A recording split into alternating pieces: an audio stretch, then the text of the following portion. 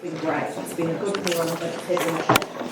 The limitations being that professionals in the social services are time poor and don't have time. There's no accountability, there's no mechanism for us to create sustainable change. So that's kind of what this the Safer Future Coalition idea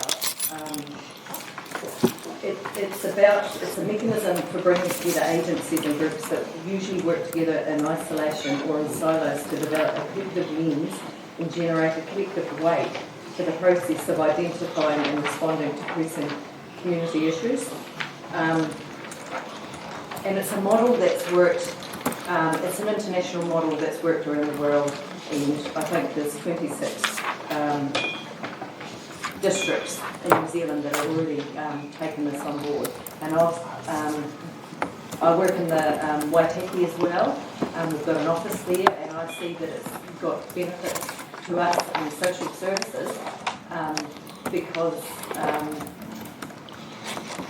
like that collective weight is really useful around it helps funding applications because there's different groups within the Safer Community model. Like there's mental health and addictions, there's family harm. They have family harm conferences. Like at the interagency, we're all working in the family violence sphere, but none of us have time to organise a conference. And the Safer Waitaki has enabled things like that to happen, which can help build capability in the community around how to deal with family harm, for instance. And they attract funding for that as well, and they have world-class speakers come and speak to them. So from that point of view, I think it's really awesome. But it's wider than just the social services. It's actually bigger than that, that it's whatever in the community that the community sees as a pressing issue, that this is a network of networks that would sit over top of other community groups. So at present in the district we've got, what have we got? We've got the, we've got Project Bruce, we've got Bravehearts, we've got job opportunities, the mental awareness campaign. This proposal of a safer community would actually straddle on top of those projects and would kind of keep everything coordinated. So they are initiatives in the community that are doing really good stuff, but there'll be other communities that are doing good stuff too. And it would be really good to have someone who can support other communities. Tapanui might have some fantastic, or Lawrence might have something, pressing community needs that need to be met, and that's a mechanism of doing it. So,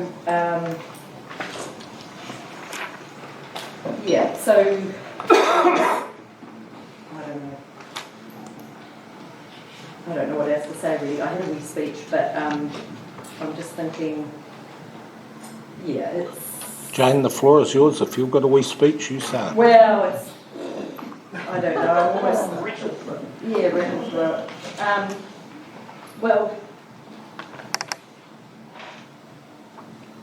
It's about having a sustainable, specific structure with clear channels of delivery, lines of accountability, and significantly increasing the capacity to coordinate a delivery team. It would align with the Clutha District Council's living and working strategy around a safe and supportive community. It would bring community members together. Going back to that point, I'm mainly social services, but it doesn't just have to be social services. It could be it could be road safety, it could be part of this. It could be, and there's benefits, or like in Waitaki, they've got an economic development working group, and a CCTV committee group, and a housing group. But they have synergies. At the moment, like in the Clutha, they'd all be on their own. They would be siloed.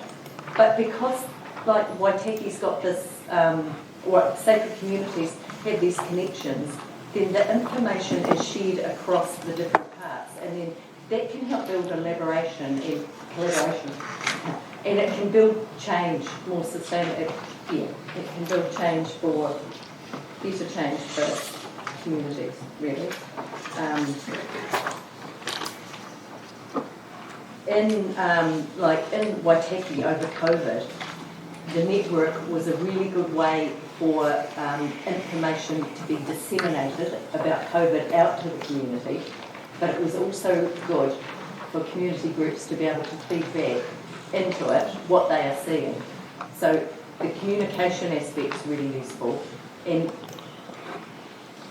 there was, in the Mackenzie, there was a group of, I can't think what ethnicity, but there was a group and they didn't understand the COVID messages.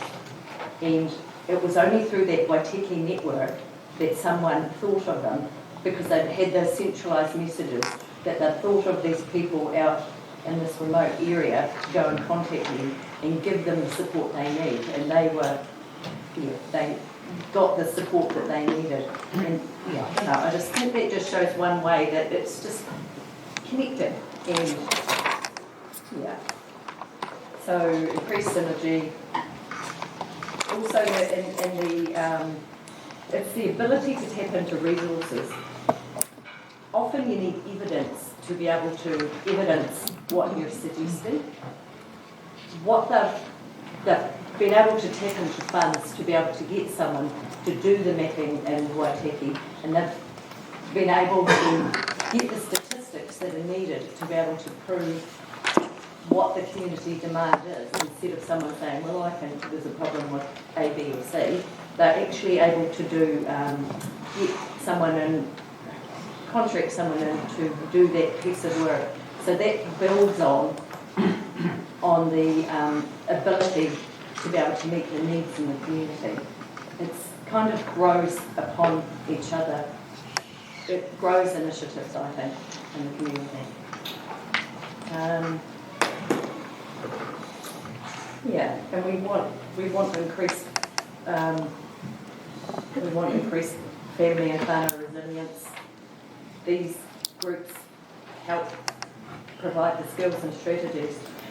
As I've listed, you didn't want me to repeat what I've said, so the difference they make, go back into that, and the benefits, they are there, the mapping, the increased synergy, the collaborative relationships, sharing best practice is a good one too, because that's like when they've had those family violence conferences, they've been able to share the best practice and develop capability in that community. But there'll be other areas, because that's only what I'm aware of.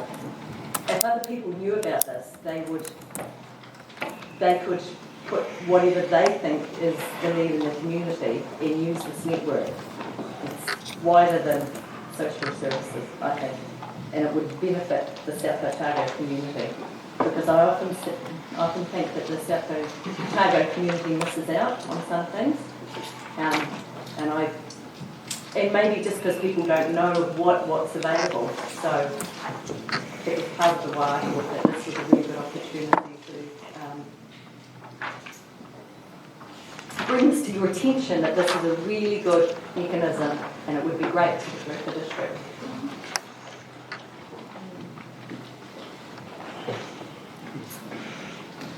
Yes. So, have you any questions? Questions, councillors? Councillor Finch, followed by Herbert. Thank you for your submission and your time. So in Waitaki, is there only one full-time equivalent working up there? Yes, there is. There's also there's an admin. Right. Yeah. So where else in New Zealand, what other areas is this operating? What other areas? Maronga and Otago and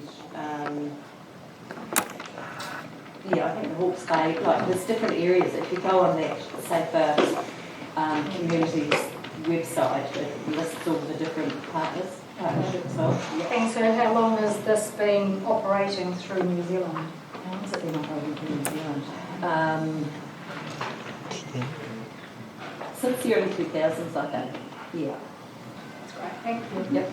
Councillor Herbert, followed by Foster. Thank you. You just made the comment you think South Otago misses out at times. I do. And I see West Otago is not mentioned at all. And Tapanui, yeah. well, I'm just looking at the 90 people and 55 organisations. Yes. So Can you yes, help me that's understand? right. That's right. They do miss out. So part of that reason is contracts. I'm thinking from my point of view, because I work for infant and family care, and our contracts we get don't cover Tapanui and West Otago, and that's a grey spot. And that's the same with other government agencies don't cover that area. So this would cover this area because I've said the Clutha district and West, that's part of the Clutha district. So that's where there could, who knows, this is an opportunity for advocacy. That network, if it was a proper network, that Tapanui and West Otago wouldn't be forgotten, because there'd be people there going, hey, we've got this great idea.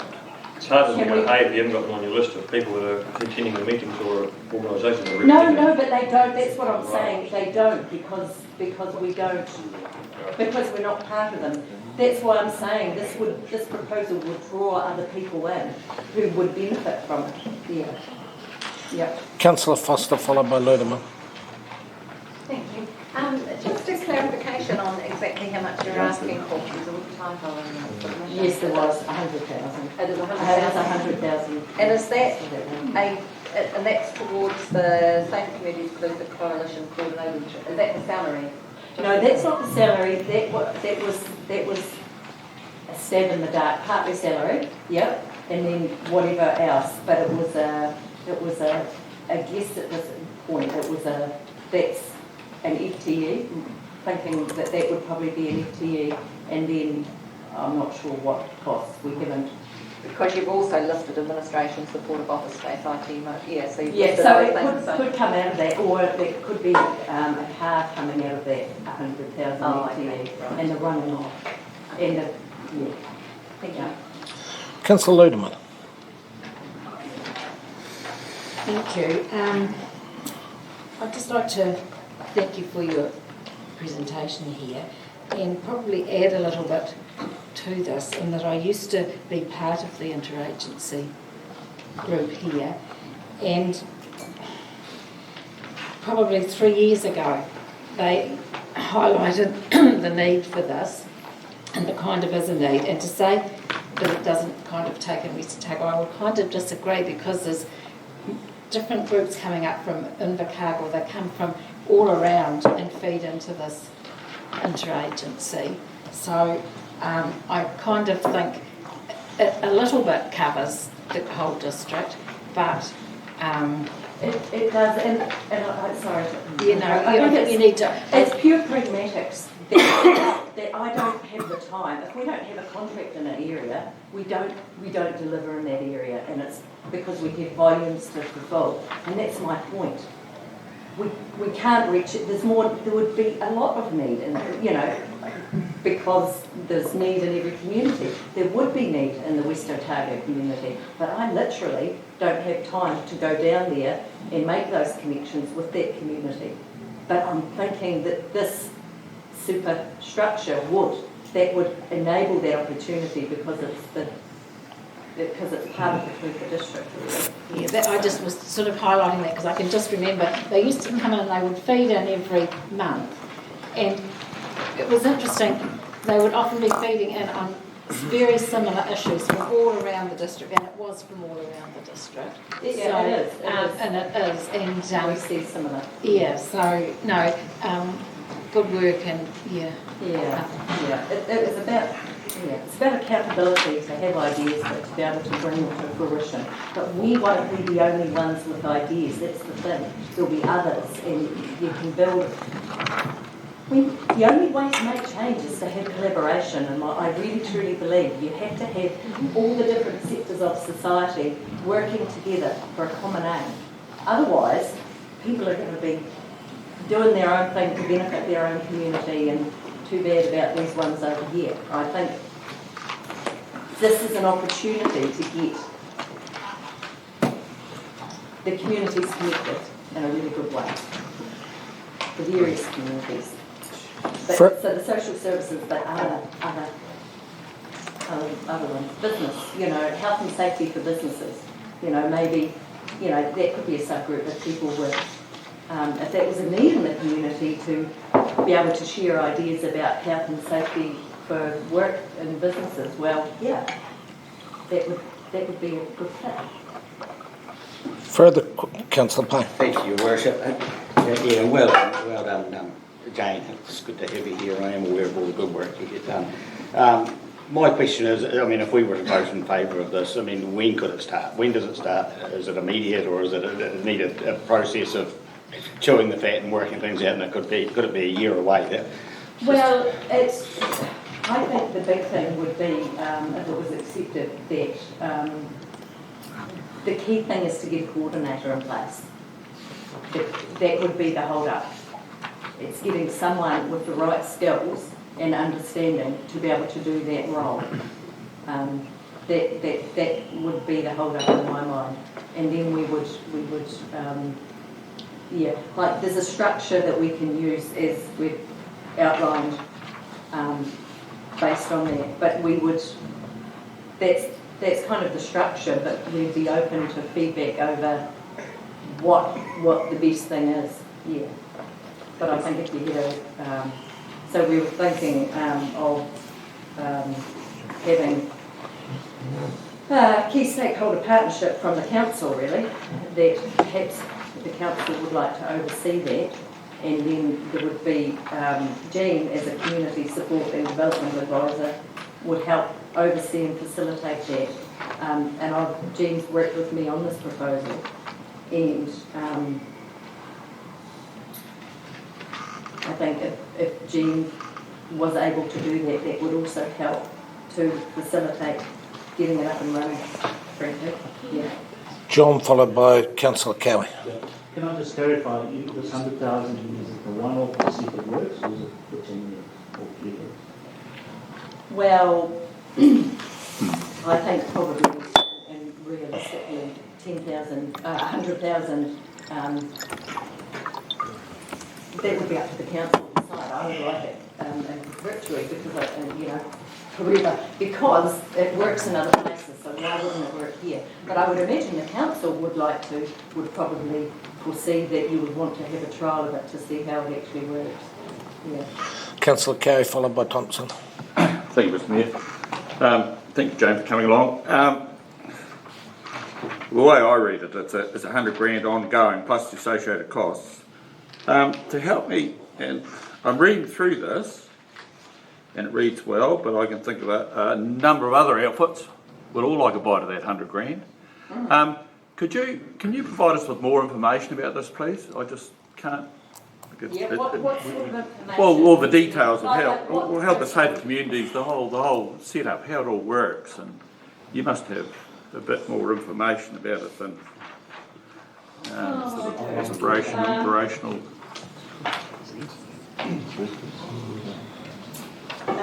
In fairness, Jane, could I suggest that if we were considering it, we could get the likes of Helen Elgers down to talk on, because how do you explain safer communities? I know it, but I would really struggle to. Well, I would appreciate if you were considering it, that you could, Okay, that would be really helpful, because she can probably talk. I'm not the greatest speaker.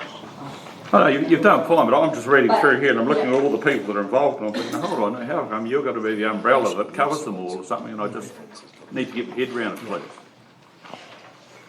Because there needs to. What do you mean for the safer Waitaki? For the safer. Well, no, we're sort of for just. a safer community. Yeah. Yeah. Well, it would be the community being the umbrella. It would. They're the people. The people who come to the interagency would be. It wouldn't be restricted to just them. It would be anybody in the community who has an issue around safety and wanted to make changes for the community. So I guess it sounds vague, but I'm sort of with you, but I'd need a bit more information if that was possible, please. Yeah. Thank you. Councillor Thompson. Georgia. Hi, Jane. Just a question. You've asked for $100,000. If council wasn't going to give you that money, where would you get it from to support this proposal? Well, getting a grant from Trying Trust, the Otago Community Trust, or other grants and things. There is, with the SAFER, there is a certain amount of money through the accreditation through ACC. They have done that. Yeah. It's probably potentially more work needed to be done on this, but it kind of comes back to everyone can see this as a great idea, like within the interagency, but no one has time to progress it. And personally, I didn't have a lot of time to progress this either, but other than what I've got. But yeah, I guess I think it's a really good idea, and it could be implemented really quickly because there's a template for it. Yeah. And I can see that it works in other communities. I don't see why it wouldn't work here. But, Councillor Ludeman. I'm probably supporting Jane here again, but my thoughts, and I'll just put it out there to councillors, to me it's a bit like we support Sport Clutha for sport, so just kind of how I see it, and really this would be a group that we support for social services, so that would be just in a very kind of simple way of putting it. But all these groups, I mean, they're all listed there that come together. They actually they're all dealing with the same people, same different things, and they're wanting to feed off one another and because of confidentiality and everything else, they can't. So that was when they were discussing it 3 years ago, 4 years ago, that was its kind of purpose. So I don't know if that's helped, but yeah. If I could say, when I first became mayor, in my naivety, I gathered all the social service agencies together, and when I walked into the room, I had the expectation that I'd know most of them, and I knew virtually none of them, and even more frighteningly, they didn't know each other.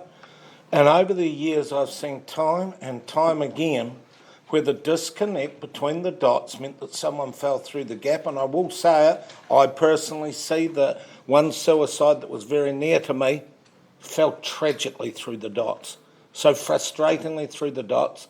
And I look at Helen Elgar and the team at Safer Communities Waitaki and how they bunch them together. All that list there, don't hold hands too tightly. No disrespect to the magnificent individual groups, but there is a lack of connection that I see in other areas. I look at the social sector trials down in Gore and how it pushed all the groups together, and all of a sudden they hunt as a pack. They hunt as a tight pack, and it has been so frustrating. And I know for Jane, it is so frustrating that you bust your gut, but you're not doing the dots. Yeah, we are actually. Fair call, John. Yeah, no, that's a fair call. True. My apologies. I was doing this in a finale, though. So, Jane, if there are no more questions, thank you for your presentation, and we will deliberate on it and we'll get back. Yes, cool. Cheers. Thank you. Right, next one up is Rick. Rick Swain is Forest and Bird on page 144. Me and my name is Rick Swan, I'm the Regional Conservation Manager for Forest and Bird, cover Otago and South. It's great to be here today, and thanks for all the time and effort you guys put into considering my submissions.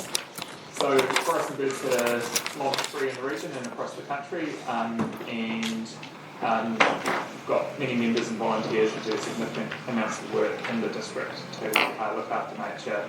I think Jim worked out the other day that if he was to charge for all of the volunteer time, it would cost about $6 per rat that report. So, it's a significant contribution that goes into it. And We've got members in Dunedin and Southland as well who come to this district to enjoy it, like many other Kiwis do, for its the fantastic nature you've got on the coastlines, the rivers, and throughout the district. So I guess our 4 points are the council's got some good aspirations in terms of addressing climate change and reducing the environmental footprint. And when I was reading through the long-term plan, it wasn't super clear to me exactly how that was going to be achieved in terms of where the funding was being allocated. So our core kind of suggestions today probably boil down to recognising that we are facing a biodiversity crisis, and we are facing a climate crisis, and if we don't really ramp up the work that we're doing in those spaces, we're going to continue to see significant declines over our lifetimes. And we lose the things that are really dear to our community's hearts and people's hearts generally, and also the things that bring people to the district and help support the rest of the economy as well. So, specifically things that the council could do more of, funding mapping of significant natural areas and ensuring their protection. It's been something that councils have been required to do since the RMA was put in place, and when the new National Policy Statement on Indigenous Biodiversity hopefully comes out this year, that'll provide a whole lot more guidance and impetus for district councils to get on and do that. That work does require having some expertise from ecologists to make sure that what's actually there on the ground that you can see from the satellite pictures matches up, and supporting landholders to protect those significant natural areas as well.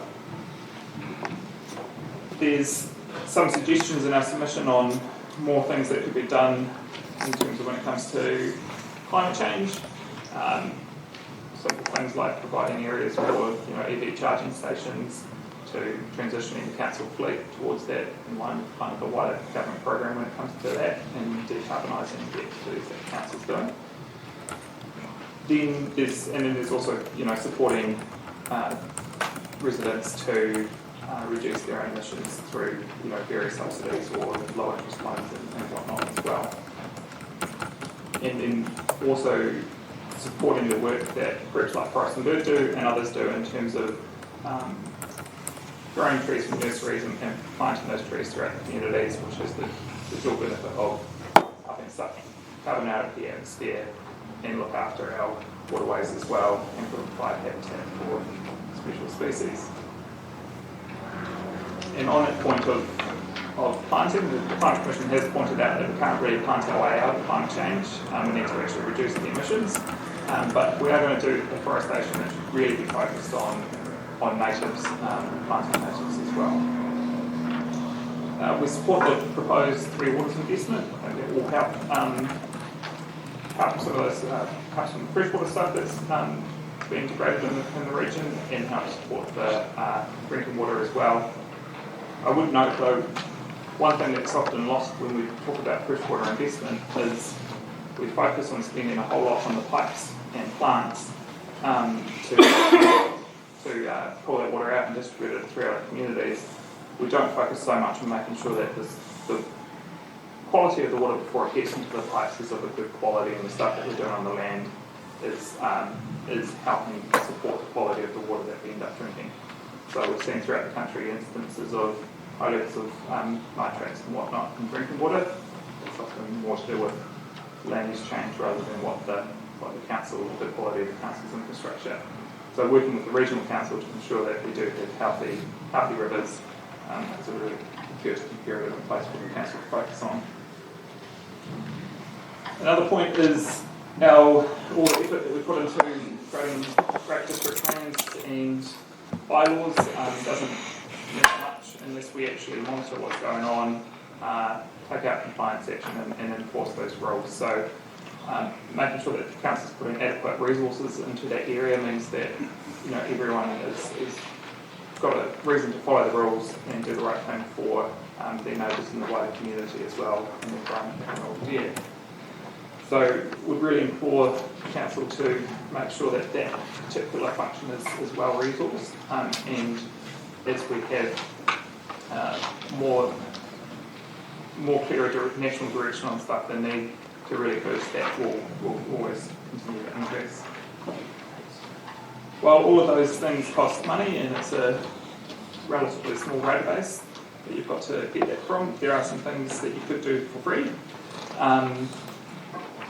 Things like softer things in terms of how you promote what's already going on in the community. So the other week, our Forest and Bird branch had great plant sale here. I think they sold something like 900 plants, pretty cheap. And stuff like that, promoting that, it's a really good resource for landholders who want to get on and plant out the streams and riverways, provide habitats. Promoting some of the good stuff that's going on in communities throughout that doesn't cost a huge amount, but can mean a whole lot, and mean that the rest of the community see what's going on and gets on board as well. Also, along the Catlins coastline, as you guys know, we've got magnificent wildlife and sea life and marine life here, including sea lions. Often those are at risk of human interactions from vehicles on beaches. So everything that you could do to help look after that wildlife would be to look at following DCC's lead in terms of restricting vehicles on beaches, acknowledging that some people will still need to launch boats and whatnot, but in terms of just general driving on beaches, reducing that would go a long way in terms of looking after some of the endangered wildlife. That's probably me. Thank you for that, mate. Questions, councillors? Councillor Finch. Thank you. You've got about the significant natural areas. Yeah. How many are there in the Otago district?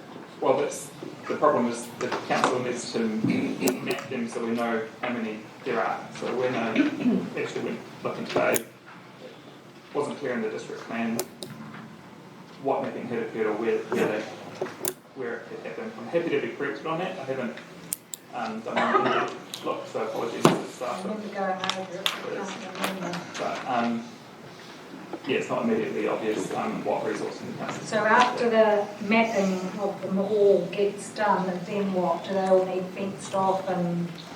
So there's often some misconceptions with what goes on with the significant natural areas. Some people see them as a land grab and whatnot. The imperative is to make sure that you don't further degrade those areas. So you're able to continue to use that land for what you're using it as long as you're not further degrading it. Ideally, you'd want to see that those significant natural areas protected and enhanced and increasing the biodiversity in that. But in terms of the minimum that landholders would need to do, they just need to make sure that whatever you're doing isn't going to further degrade it. Right, that answers the question as well. Thanks for that. Further questions, councillors? Can I please have a clarification, possibly from staff?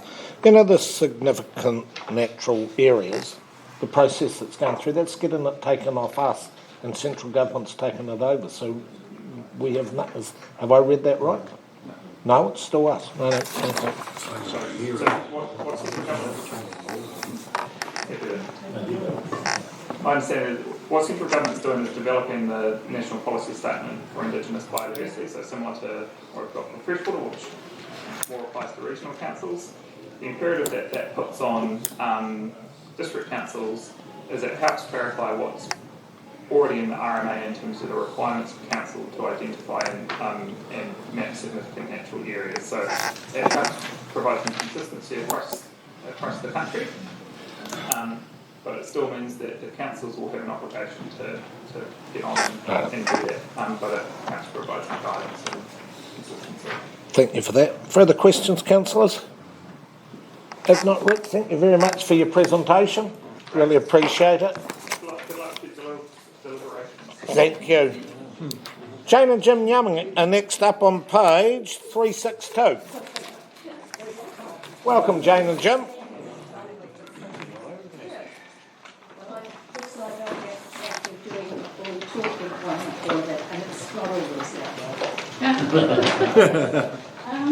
I'd like to start off by, first of all, thanking you for giving us the opportunity to get up on our time lapse and say some things that matter to us.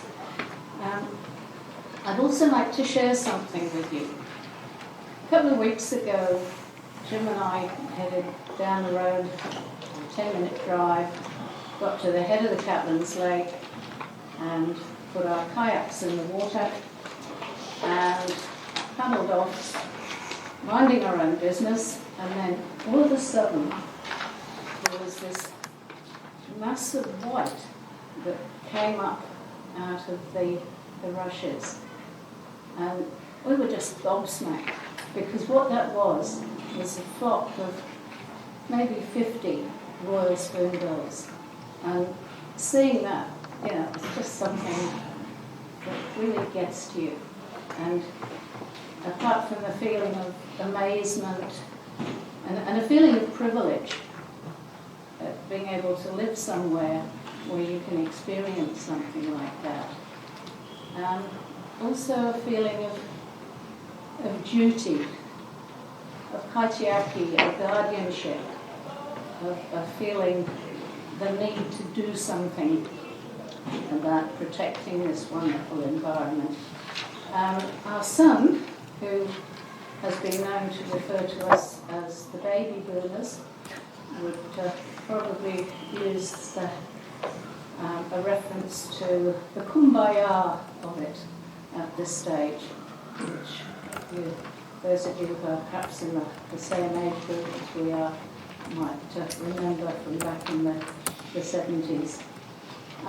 Anyway, that's the last of the kumbaya, because what I want to do is to look at the nuts and bolts, some concrete things that I believe that we can do in this community to raise the profile of environmental action, of caring for the environment. You should have got a handout that was circulated electronically, I believe, looking at what are some suggested criteria for whether we can actually do this, and some examples of what success would look like. I'm not going to read through all of those, but I would like to pick out some of the main points.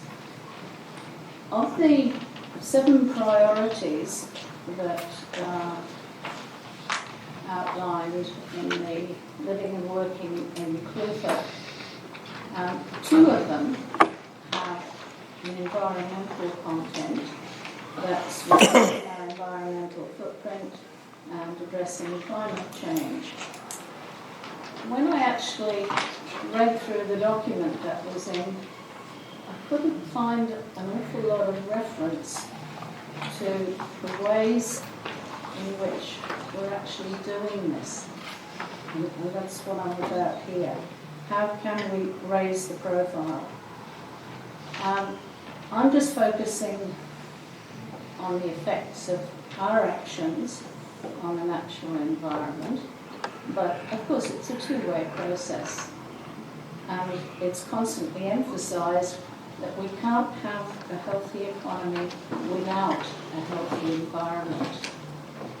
And as councillors, you might be pleased to know that some of the suggestions I'm making would A, provide opportunities for employment, and B, they're not going to cost nearly as much as all the big ticket items in the plan. So, what are some of the actions? First and foremost, I believe there's got to be a commitment to focusing on what actions do, and for local decision making. Whether you're talking about water or housing, that somewhere along the line the question is asked, what is the effect of this policy going to be on our natural environment? Water's fairly obvious. Housing, better insulated houses, reduce energy loss, reduce energy usage. Simple as that. Reduce, ultimately, our impact on the environment. I think we could do more to support central government initiatives and, just as importantly, be seen to support them, such as our iconic yellow-eyed penguins are, I don't think it's exaggerating to say they're on the brink of extinction. And a really big part of this is many of them are starving. They're not getting enough food. Marine protection is a fairly obvious, I won't say it's an answer because there is no simple answer, but it's something that can be done, and I believe that we should be supporting that. I think we should follow the lead of central government and of the Dunedin Council, for example, in declaring a climate emergency. That declaration is words, but it doesn't do anything. But hopefully it would focus attention. It would put the message out that the council sees that this is something really important. Before you can do anything much, you've got to have the information. I believe the council has been collecting information about, for example, about the impacts of climate change, and we've heard about significant natural areas. To do that, you need a professional on the job. Well-meaning amateurs are not enough. And one bigger ticket item that I think we do need to look at is employing a professional ecologist, someone who will be central to looking at the district as a whole and the bits that need attention to try and get the big picture as well as the smaller ones.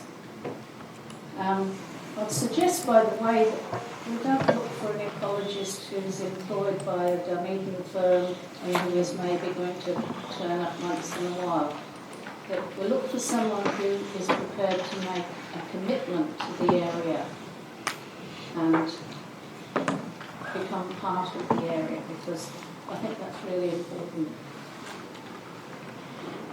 So they would do things like, say, a wetland survey, where are the bird nesting sites? Well, the list would be pretty endless. It would be an awfully big job. I think we'd probably have candidates making a line at the door. The community does have a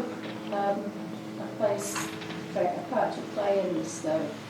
Some of you will be familiar with the Captain's Bats on the Back project, which has been hugely successful in getting public interest in bats, and apart from collecting the scientific information, getting people involved. The most unlikely people get keen on bats and get really enthused if they, can see or hear them, or better still, if they discover that they've got some on their property. So, as I said, there's very much a role for volunteers to play as well. Okay, bylaws and consent processes, of course, are important. Once you've got the knowledge, you've got to use it to put policies and legislation in place that makes it clear-cut, as far as possible, what people can and can't do. Rex mentioned beach access. We've had penguins. The population is already pitifully small. They get killed by dogs because people on beaches won't do the right thing. So you need legislation there. And of course vehicles are also an important part of that. So education. And I think that there should be a spectrum between education and enforcement. That if people are doing the wrong thing on beaches, say, you don't go and slap them with a fine. You have an official beach warden who goes up to them and talks to them and explains why they shouldn't be doing that and so on. Next time, they get fined. And like it or not, monitoring and enforcement are really important. Otherwise, we're sort of hearing things happen that shouldn't be happening. People know they're doing the wrong thing, they do it anyway, and they'll go on doing it if they think they can get away with it. They shouldn't be able to. To end on a bit of a more positive note, I think the council and anybody else who is concerned should be leading by example. Simple things in some cases, looking at vehicle use, moving away from fossil fuels, etc. Sometimes financial incentives can be important. Encouraging people to replace fossil fuel heating, for example, by not necessarily subsidies, but just interest-free loans.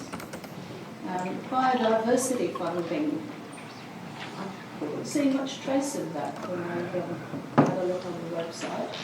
So maybe that's something that needs to be looked at again. And provision of resources. Jim gets phone calls occasionally from someone who's a bit upset by the rats around the place or the stoat infestation and would like help with the use of traps. Forest and Bird can sometimes make this possible and loan out traps, but it's a bit Mickey Mouse really. It would be much better if there was a set-up in the council.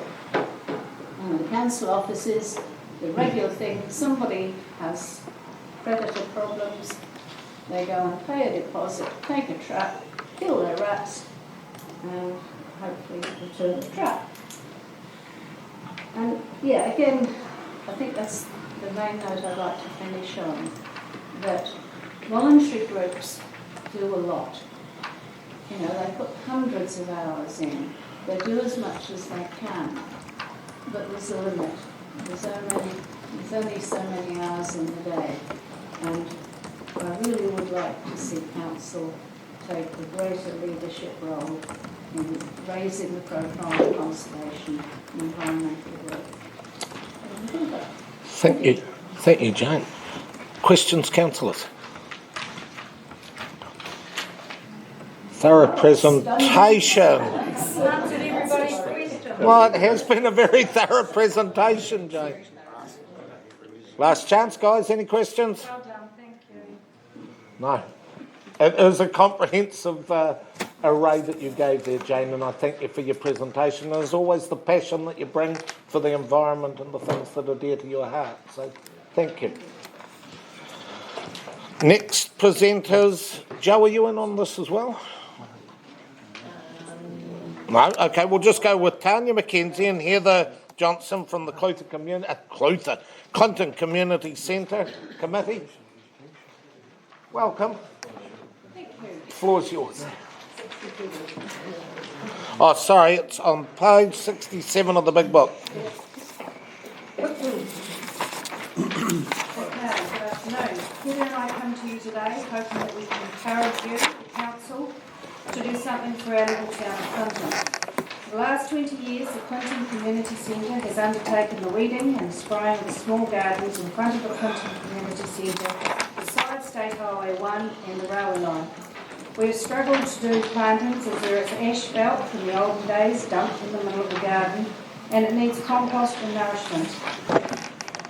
We've been unable to get the street gutter sweeper to come around the bore because the tree branches stick out, and therefore our seal is grimy, mossy, the gutters are full of leaves, bark from the garden, stones and mud.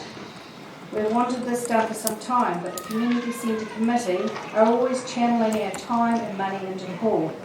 However, it has come to our attention in the last few months that the garden actually belongs to the council and not us, yet we have been maintaining it for the last 20 years. We are therefore asking the council to take charge of this again, and we would like to see a 300 to 400 mil wooden retaining wall built around the whole garden to allow for compost to be added and more bark, the asphalt removed, an arborist to tend the trees we're pruning, removal of the oak tree which is under the power lines, purchase new shrubs and a couple of trees to fill in the gaps. We would also like to see the path connected from the northern pathway over the railway, through the hall driveway, sealed and concreted, and both ends of the retaining walls raised to 500 and planks of timber put on top to act as seats. We would be prepared to do the removal of the oak tree and discuss landscaping options with the council gardens manager, and then going forward continue to maintain the garden as we have done in the past. The Clinton Community Centre is a great facility that our locals are very proud of. It is right on State Highway 1, visible to all the travelling public. It is currently being used on average of 5 days a week, and we host egg horses, dinners, club and business meetings, school activities, private functions, and finally funerals, with all of these drawing both locals and outsiders to attend. It will be great to have the gardens looking as pleasant and as well presented as the community centre is. Thank you. I don't know if there's been sent.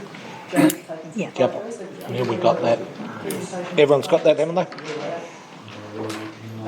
You can see by the photos. Email on the. Has everybody got one? Yeah, it has been, hasn't it? Yeah, it has been sent.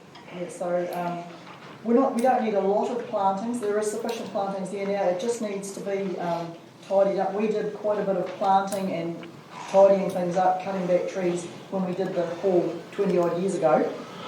But like all the edging is gone, the curbing's all broken down now. So what we need is that curbing increased to help, like Tony said, to hold the bark. And the junction where the railway line meets there, it comes out, it's a bit of no man's land. Nobody seems to do anything with it. The railways don't, and neither do any of the roading dams. But it's all got loose gravel, mud, and then it's very hard for the school. If the school comes down to the community centre, they've got to travel down a path, and then they've got to clamber over the railway line and down to get down in front of the hall, to get into the hall. And it's the same path as used when for Anzac services. When we have our Anzac service, the main road is closed off and everybody parades up the main street, up the centre of Clinton, out in front of the hall. We've done a lot of upgrades there, and we're still doing upgrades within the building itself, so we were hoping that the council would help us upon our request. Thank you. It's not a big area, it's not a huge area. Councillor Cowie. Thank you, Mr. Mayor. Welcome, ladies. You do a good job in Clinton. So you're telling us that you've had the use of council land for a number of years. You have done a jolly good job. I was going to say whether you're prepared to give a guesstimate what it might cost to be done, but long term, you're looking at that to be sort of taken over under the council green space contract. Would that make sense to you? Long term, well, no, if the council would do this immediate remedial work, we are prepared to carry on maintaining it if you're agreeable. That's very good of you. That's all. Thanks very much. Yeah, vehicle straight. Further questions, councillors? Pretty straightforward. No, Councillor Volwella. Councillor Finch. Just a simple request. We don't have to look back for this there. Could you have that? Could you send that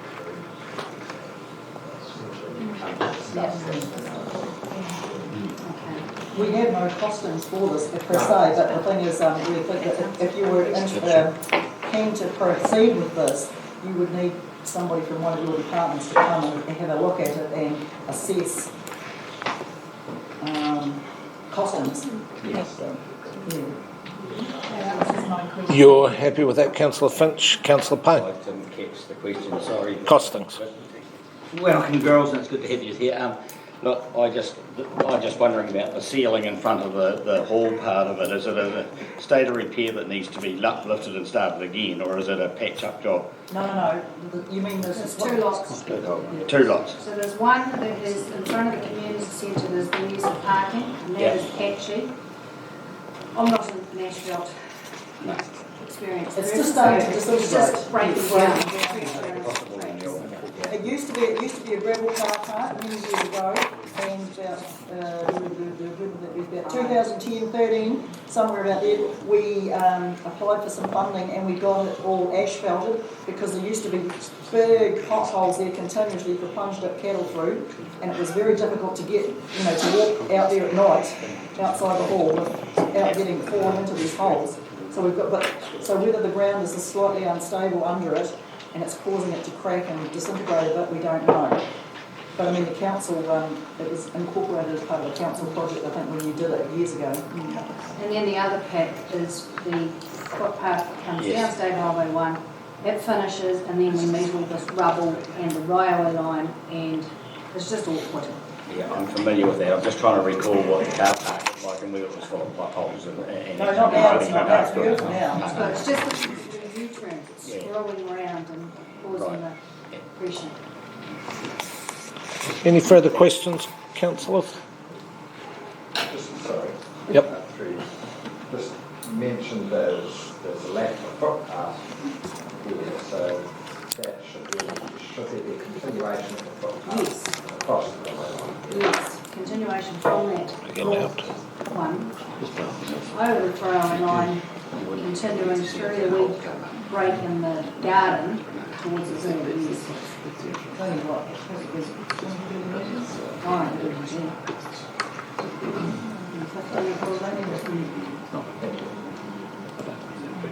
Okay, any further questions, councillors? If not, thank you, team. Really appreciate it. And thank you for the 20 years of service too. We do appreciate it. Next speaker up is Suzanne Schofield on page 298 of the big book. Welcome, Suzanne. The floor is yours. Good afternoon to members of the council, elected and appointed. You have my sympathy for the tone that you find in front of you. I'd also like to say good afternoon to my fellow Bravehearts. My name is Suzanne Schofield, with one F, not two, and I stand before you today as an example of the ordinary person, accepting the fact that I am willing to stand here makes me not ordinary, as most people are seldom willing to stand up and have their say, as nobody listens anyway. I'm not expecting my comments to actually make a difference. Who listens to the ordinary person anyway? And this is why the ordinary person seldom attend meetings such as these. But I'm here before you today as an ordinary person, holding the opinion that New Zealand in general and the CDC in its current form do not listen to the voices of the majority of ordinary people, but rather to the vocal minorities who make the most noise. And this has led to our lives being constricted, prohibition of freedoms, petty regulations, and money being spent or wasted on projects that the majority do not support. This morning I thought to check a few details, only to spend 3 hours fruitlessly navigating the council website to either not find what I was searching for, the public submissions that were apparently available as reported by the ODT were actually attached to the meeting agenda. You couldn't search for it via the website, and I actually required the assistance of the council staff over the phone to locate them, or that the information I could find could only be easily digested by someone with a more advanced degree than a Bachelor of Veterinary in Science. So in the end, I decided to simply speak what I know about with reference to the 7 parameters that you provided. I don't have figures to support these because I really couldn't find them and understand them. Living and working. Not much more to say for this, except housing growth must not occur at the expense of national income, i.e. farm production. Infill development is the way to go, and pushing owners of vacant sections in town to develop them or sell. Subdividing farmland should not be done. Infrastructure.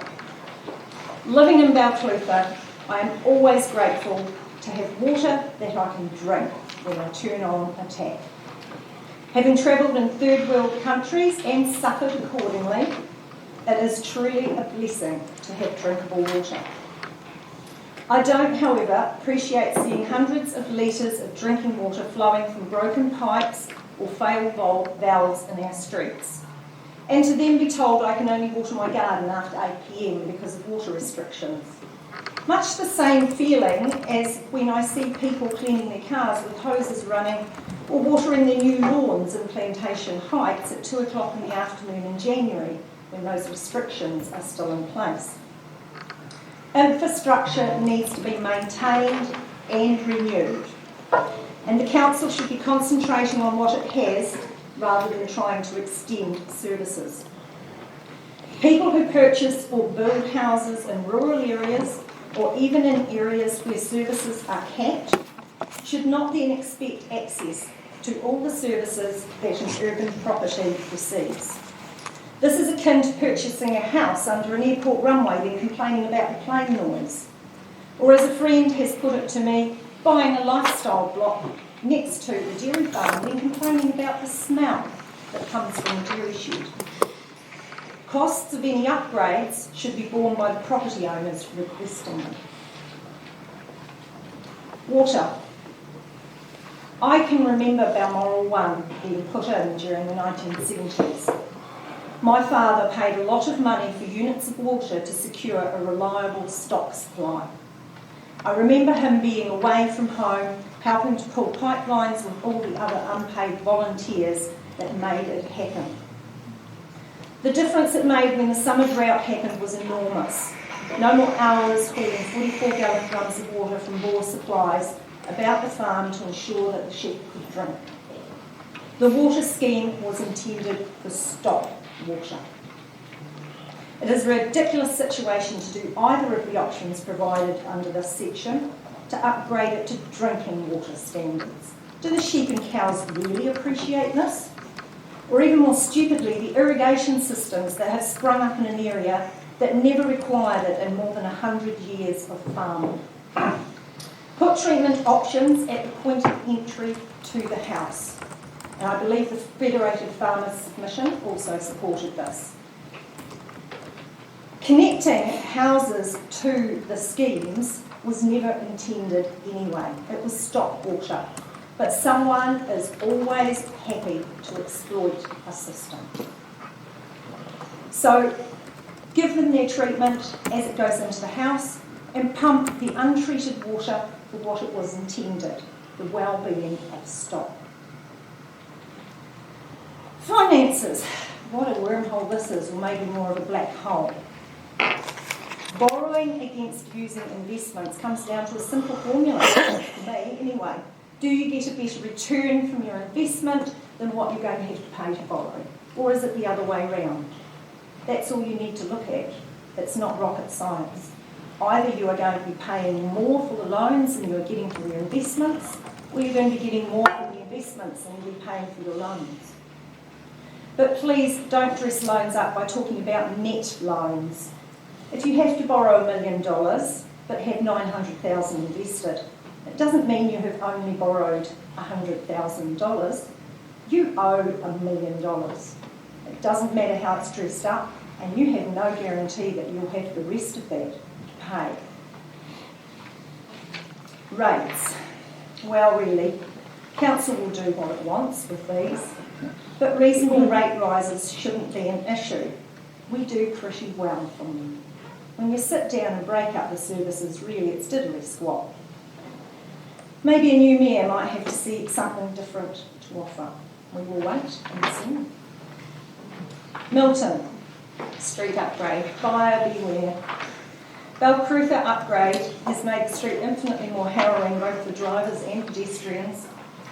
I'll just put the wiring underground, put in the cute lights and leave it like that for a few years and see how things go. Living and working. The expenditure is pretty much peanuts, but the council should be careful where they fall or we might end up with an infestation. There are many more things that I could talk about, as indeed some of the 150 megabytes of submissions seem to have done. But I thank you, at least, for your time and attention, and commend you for staying awake while you listen to this presentation. Thank you very much. Questions, councillors? Councillor Cowie. Thank you, Mr Mayor, and well done, Suzanne. I think I could hear your father's voice coming through bits of you. But I'm sure you wrote it all yourself.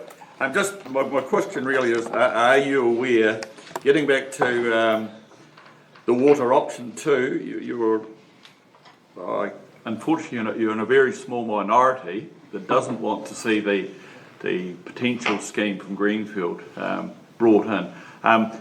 4 water schemes that all would be involved with that, the 2 Tuapekas and the both Balmorals are unanimous in their support for this to happen.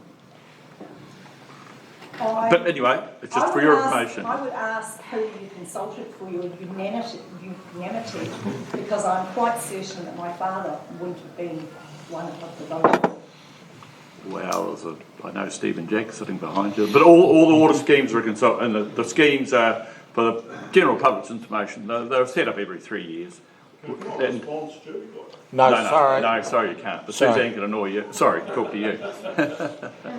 So, but anyway, that was their consensus, and there's been some open meetings held at Clutha Valley, and so all the committee and the users are, if they're linked into the text scheme message, you know, they will get that. They would have had that information. Well, I spoke to my mother last night, hoping to speak to my father, but he'd gone to bed. And she said when we connected to the scheme, she said there were hundreds of hours of free labour supported. And I remember them pulling pipes through our house, through our paddocks. I mean, the farmers didn't just support the scheme, they also provided access, as well as all the labour and effort. She said we were told that it would just get cheaper and cheaper, but it hasn't. And partly that is because of maintenance, but to a large extent it's because more and more pressure has been put on these systems because they're providing water for which they were not intended. Potable water. So yeah, exactly. It was never to be so we are back into the debate. Statement made, not a question, there's no answer. Yeah, so let's stick to questions and answers, team. Councillor Herbert does have a good point. Further questions, team? Okay, there's no further questions. Thank you for that, Suzanne. Next one up, we have got the tag team of Alex and Peter. So if we go to page 129 in the big book.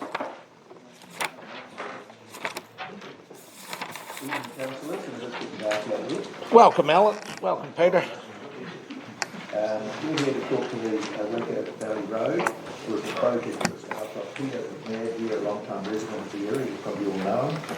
Here to support me, we'll say a few words as we go along. This is a project that was started actually. It's not a new project. It was started in the 1960s. Findlay Abenaki tells me that way back then it was the road forward. They laid the road, they sealed it from both ends, the flat areas, and then apparently something went totally wrong and the job was never finished. So we're not looking at a very new project, but we are looking at a project that we as residents on the eastern side of this mountain range have tolerated for a long, long time. The road is a shocking mess. The area that's not sealed is the upgrade, where the flat starts to build up towards the summit or the plateau at the top, which is often covered in snow. And it's getting really dangerous. You may not drive along it very often yourself, but I need to traverse it quite often. And we've got trucks that are now 54-tonne, timber trucks run by parents, going over that road, truck and trailer, and you can't just run a truck over it and leave the trailer behind. Because you've got to go all the way down to the freezing works in Otago, Macau. And now we've got the added stress of logging trucks, and they're even heavier. The logging trucks now are 50-tonne plus. This road is not built, that plateau, that clay, it's not built to take this. Every now and again the council put a little bit of gravel on it. Last time it was very sharp gravel, and gravel that actually caused a lot of flat tyres. That gets pushed into clay fairly quickly. I saw a situation 2 years ago at the top where one side of the road completely collapsed through the clay. It left a big quagmire. I thought, Jesus, someday a truck's going to hit this and just go straight off the road. Kill the driver, it could wreck the machinery, it could kill the cattle and the sheep. It's been long been neglected. Sometime soon, somebody's going to go on that road. And what is it, the life worth to us all? The publicity will be pretty bad, I can assure you of that. Also, a lot of tourists now are using that road. If you go to anywhere from Gore or any of that area down there, and you go onto your phone or your digital maps we have today, and look up Kaka Point, it takes you over that road to Kaka Point. We have through Waka now probably 50 camper vans a day coming through there. And a lot of us are doing a lot of work in Waka right now to actually make that community thrive. Dane, one of your councillors, is a prime example of that with his efforts. My wife and daughter are starting a large horticultural operation doing heritage tomatoes.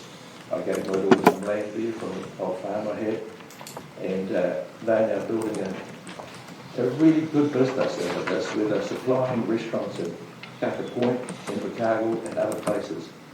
The only way I can now get to Invercargill without my car either being covered in dust or mud is by going by the Dalpolisa. And that's the only option I've got. The road chips, the damage it causes. I also own the electric motor vehicle company in Otago, which I'm trying to run from a Waka.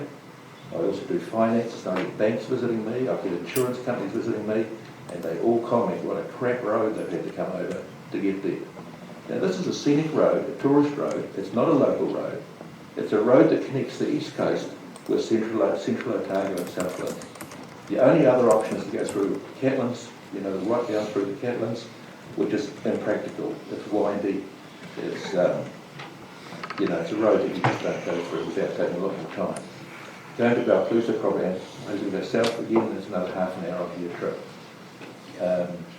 So we had the same issue years ago with the Catlins Valley Road, the Catlins Road goes through Invercargill. That was eventually taken over by the NZTA, I think, and got it sealed together with the council. This road warrants the same sort of attention. This is a through road. It's not a local road. And it connects the eastern area of the coast to Southland. It's a project that had, started in those days. I know it's going to cost money, about $12 million probably. There's 12 to 13K. And it's not something that's part of a 10-year plan. This community has waited for 50 years for this project to be finished. It's a major thoroughfare that will grow a Waka in the eastern area in economic terms, lifestyle terms, people staying alive. I've gone up that road following a truck the whole way, and the dust and the dirt that I've absorbed, because you can't pass them, all the way up that road was just phenomenal. And you just don't know when you're going to strike them, either uphill or downhill. So this council's got to really get its act together and say, right, this is a project that we've neglected for far too long. It's a project that's going to require funding. That's what the government calls a shovel-ready project.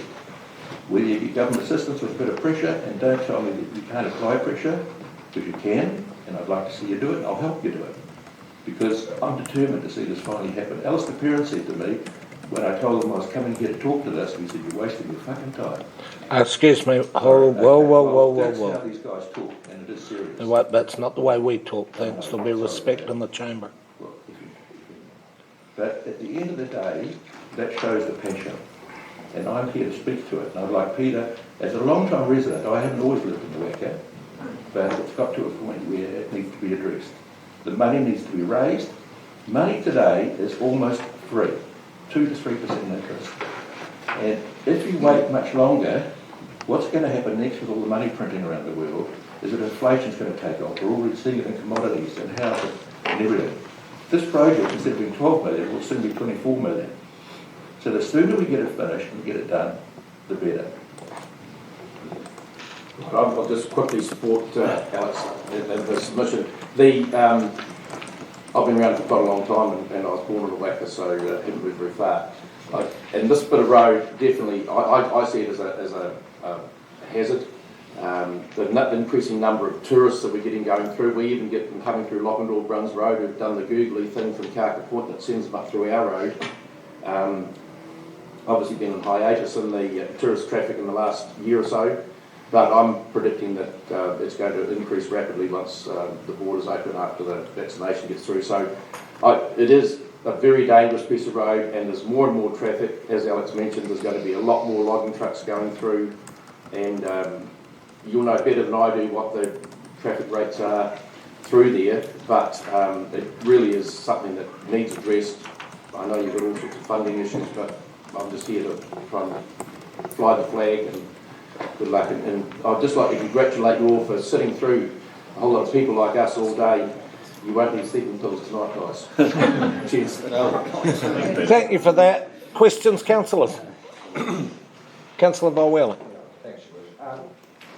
First up, I guess, how many, you probably know, how many people live on the unsealed section of that road? There's not many live on the unsealed section, but that's not the issue. It's the people that are going back and forth. You know, it's just, and like I say, I don't know the traffic numbers at all, but I know I don't use that particular piece of road myself because I live another road over, and everywhere I go I miss that piece out. But the odd occasion I do go through there is a lot of traffic. There'll only be 4 houses actually on that bit of road, but there are other roads feeding in, like our road. We have 900 metres of it. So, like I say, it's not the people living on that piece of road, it's the traffic that's going through from either end. I mean, they're all large farms. So the farmers themselves, though, like I said to, Alistair said to me that one day he came up that hill and he almost lost traction. And I said, what would you have to do if that happened? Well, going backwards ain't an option. So probably the only thing you can do is get a farmer with a tractor to come up and put you up the rest of the hill. The hill isn't steep, but you do lose traction in trucks when you're carrying weight, even when they're empty. And also when you get potholes, when you get rain, sometimes like that, they put gravel on it, but with the trucks they push it in, and the cars push it out. So if you had a truck coming down the hill and you tried to pass it, and the truck's got to go over one side, you're over the other side, and you're in a camper van with a tourist who doesn't have to drive these sort of roads, you imagine what could soon start to happen. So, Councillor Foster, question. Oh, thank you. I might have missed it, but how long is the actual? The bit that needs doing, I think, is 12 or 13k. But both ends are done. So in the 60s, they came in from both ends with tar sealed, but they didn't do the middle bit. It's a beautiful road. When you get to the summit and look down to the coast, it's actually a really beautiful road. From a tourist point of view, it's quite sightseeing. Councillor Finch. Thank you. Thank you for your submission and your passion. So the bit that is unsealed, is that on a steep incline? Well, I wouldn't call it super steep. It does get a little bit steep on the eastern side as you get towards the top. But it just gradually climbs the whole way. The unsealed bits are the bits that are gradually climbing to it. Well, you call it a saddle really, when you go over the top and down the other side, but I wouldn't call it super steep. Can I just make a comment? Sorry, Dan, I'll just make a comment. There was a small section at the very top that is the most dangerous from the truck's perspective that has been sealed, of maybe 100, 150 metres. And the lower part of the hill, and some of it is moderately steep. My John Letters had to pull 1 or 2 people out of the paddock when they'd gone off the edge with his tractor. But the large proportion of it at the top is flat. But yeah, there is some reasonably steep speed, but it's more just the dust, the volume of traffic and the dust of these more and more trucks using it, and mingling with the tourists. Yeah. Further. It has got tracks that seal on it. Yeah. Further questions, councillors? Councillor Balwell.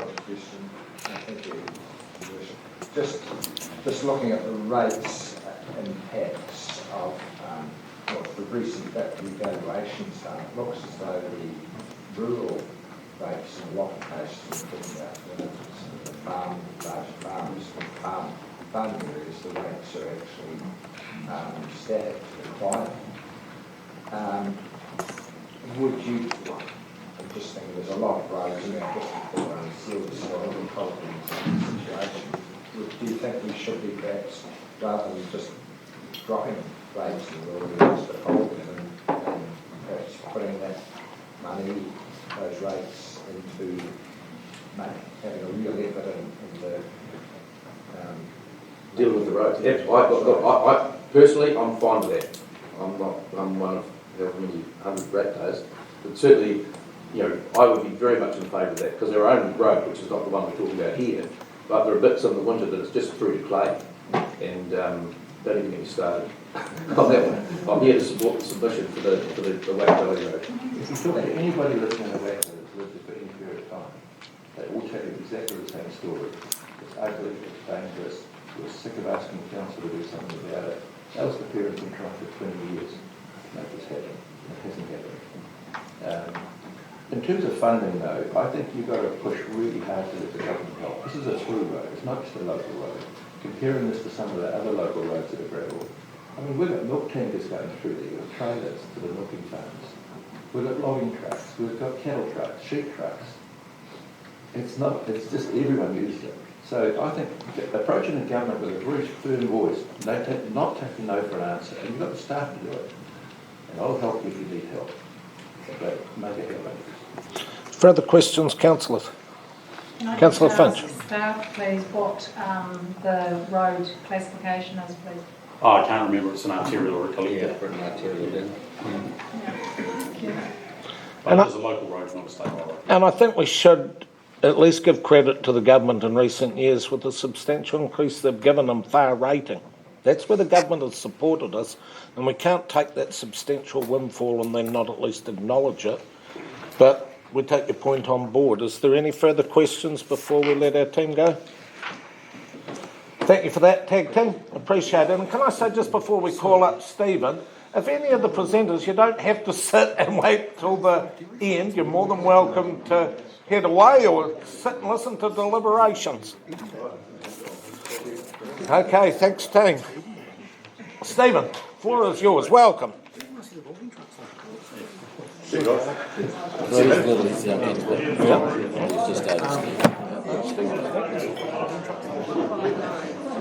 I don't know what Steve's up to here. It's probably a bit colder than it would have been half an hour ago. Help yourselves. This is South Otago's finest, in case you're all aware, but it's world class. Right. Did you cook that? Well, no, that's all right too. So, this is the product of our major sector and industries, and I guess I'm here because, like everyone else, I sort of want a bit of a say in what South Otago is going to look like in 10, 15, 20, 30 years. And we've got a freight train coming at us, and it's bigger and coming faster than I even thought when I wrote the submission. So, in the submission, I noted that there's 57,000 odd stock units going out of South Otago in forestry, either gone or going. Since then, there's been other farmers sell, so that figure's already out of date. The news just keeps getting worse. I was at a meeting last night with Beef and Lamb, and it was dominated by this topic actually. There was farmers travelled from Middlemarch where they're getting, there's 2,000 hectare blocks being bought up to be planted into carbon forestry next to them.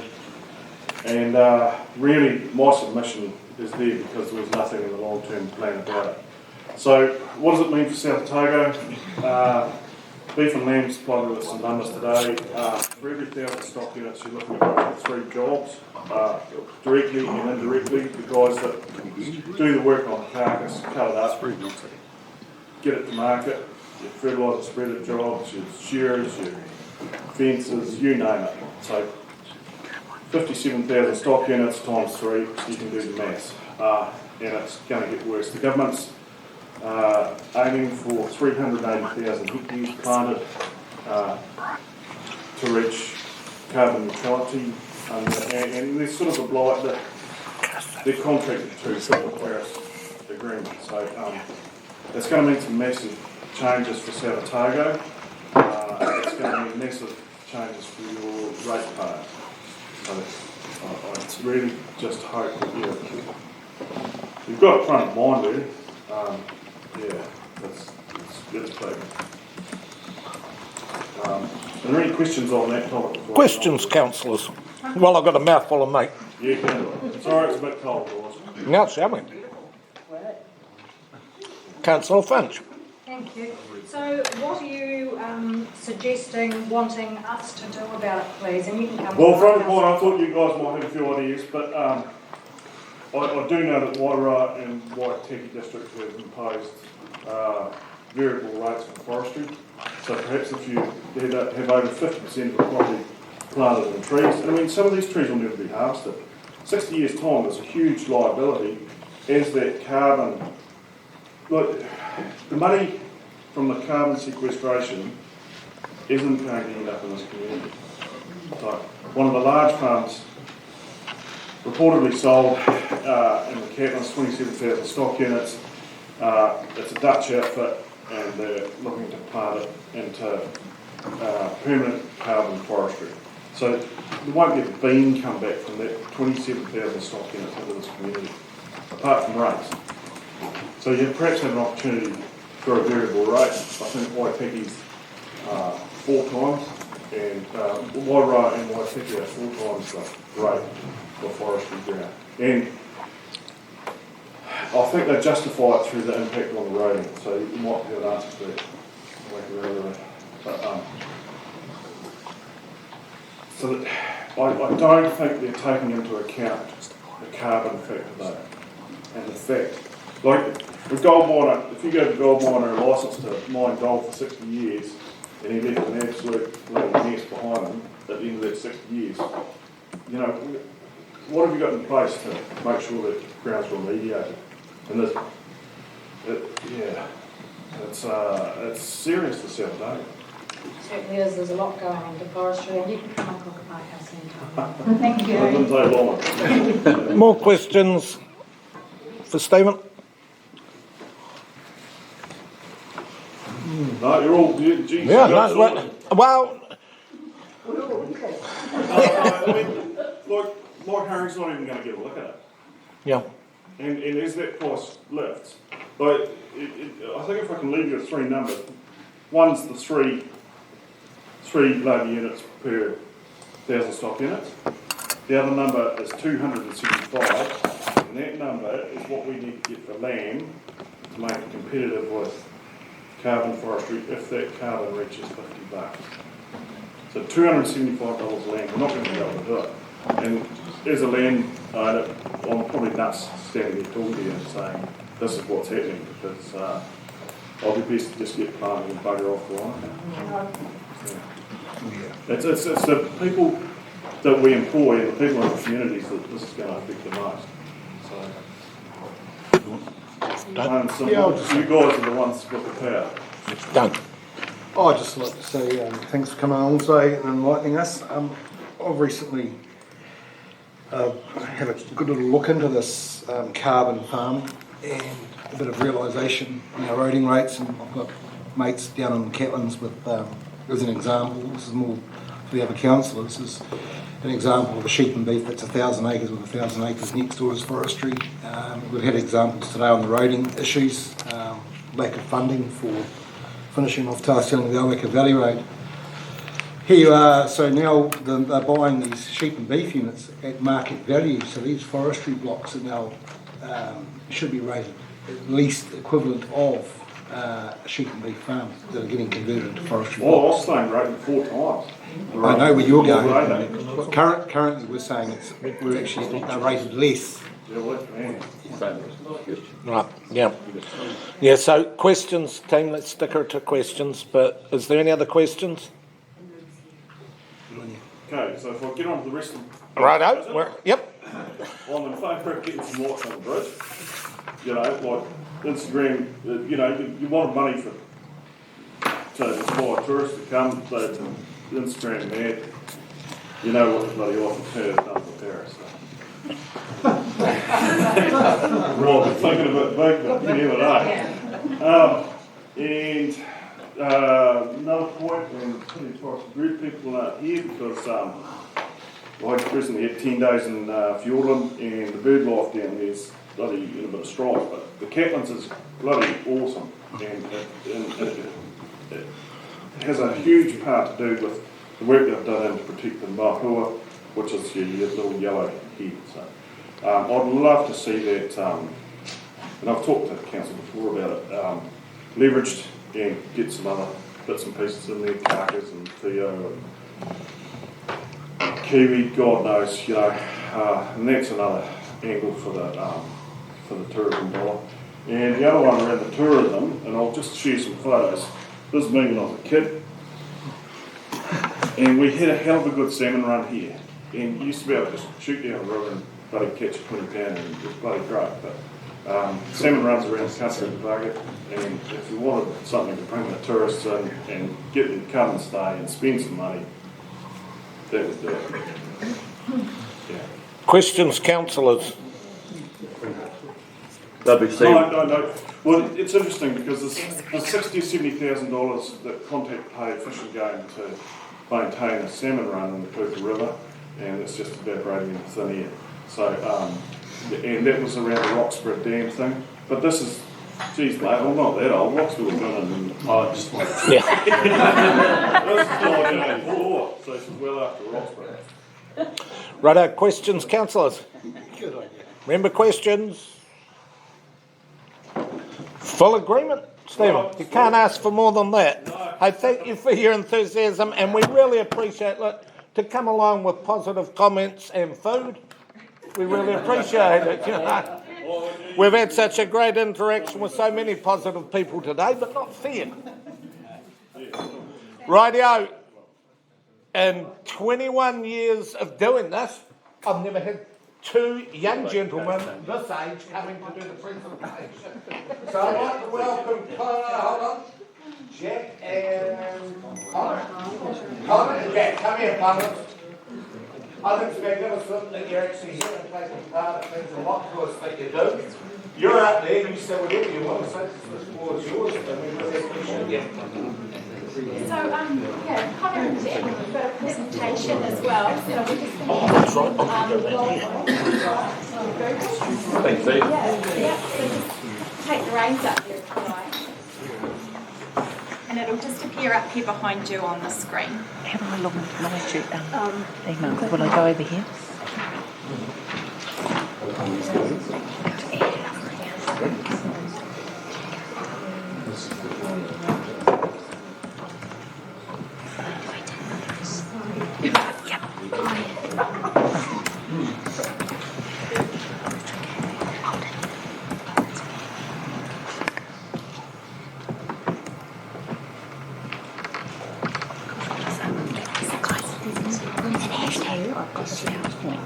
Yep, cool. Hashtag it there. Isn't there? Yep.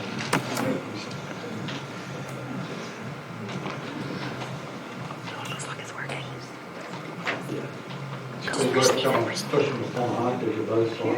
Oh, check your phone.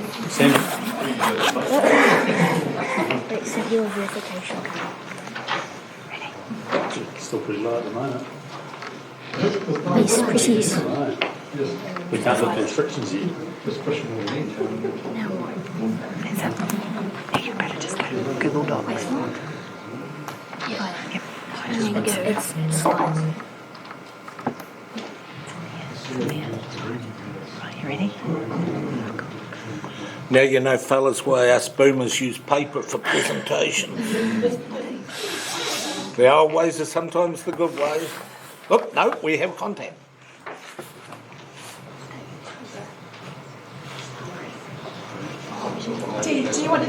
Would you like to sit up here and drive it from here? This is where the mouse is. Oh, you've got that? Yeah. Wait, do we? If you want to have a seat, fellas, the floor is yours. Whatever you like. Good afternoon, my name is Connor Bond. And I'm Jack Buckingham. We both attend Rosebank School. Firstly, we would like to thank you for the opportunity to speak this afternoon. We would like to present the idea of a mountain bike area or park in the Clutha district for the Clutha long-term plan. This is our example of what we believe would be an awesome spot for a bike park. Welcome to Water Tank Ridge Bike Park, situated at the end of Cypress Lane, Plantation Heights. These are our proposed ideas starting from the bottom of the hill. The bridge link to trail system. A bridge from Plantation Heights access will get you safely over the gully to the bottom of the hill. The bridge will be a much faster and easier way to get to the trails. This bridge will then lead to this. The climbing trail. The climbing trail will be an easy gradual climb for all skill levels. It will be a smooth climb all the way up. This climb will also be great for e-bikers to get out riding. Once you get to the top of the climb, you will then see the downhill trails. After the hard work of climbing up, you get the fun part, going down. There will be 3 different skill-based trails, with the easiest being on the right-hand side, descending beside the climbing trail, and to the left of the easy trail will be an intermediate trail with jumps and berms. The third trail. The third trail will be located on the far left side of the hill, the steepest part, as it will be an advanced trail for the more experienced and skillful riders. This trail could go into this area. It will contain drops, jumps and bumpy sections. All the trails will then merge into one at the bottom and link back to the climbing trail. Why would this be good for our community?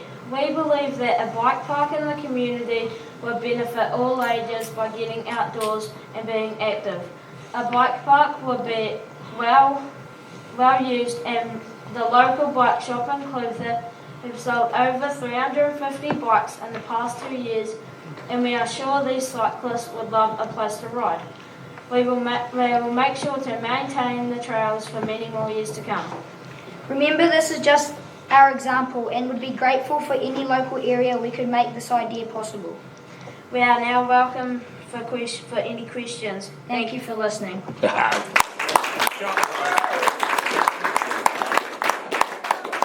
Councillors, Well done. Congratulations. questions, team? It's very professional. Thank you. I've got a question. So conceptually, and I think it's magnificent that you took the initiative to not only come up with the idea, but to come up with the place and give the examples. I looked at it and there's freehold land title issues there, but conceptually, you're saying that you want an area. In my old boomer brain, I thought you'd be wanting steep, and yet that was quite a gradual gradient. If we were to consider, okay, conceptually, are we looking at real steep bits of land that you can go for it? Or are you sort of wanting the nice gradual gradients that hill had? Yeah, we would like gradual, so it's like good for all skill levels, not just like good riders, so anyone can come and ride. And Right. and then there's a bit over the other side where like it's a bit steeper, and then there's that gully. Yeah. So yeah. So you guys will be familiar with rhododendron dell and the track that's around there. What would you think? Because that also has freehold land issues, and we've got to work through it. But if we were to develop that, or enhance it, or make it better, what do you like about that area, and why didn't you see that as the area of choice? Well, we think that there's not like enough room up there, and the hill isn't large enough. Yeah. Yeah, too many trees, and not too many people know about it. So. Right. Have you had a look lately, boys? There's a whole lot of pine trees that have been felled up there. Yeah. And I actually was contacted about a month ago by a young lad at the high school who's keen to do exactly this. And he's asked the landowner if he's allowed to make some tracks in that area. And he said they can. So that might be a little bit that you could start on.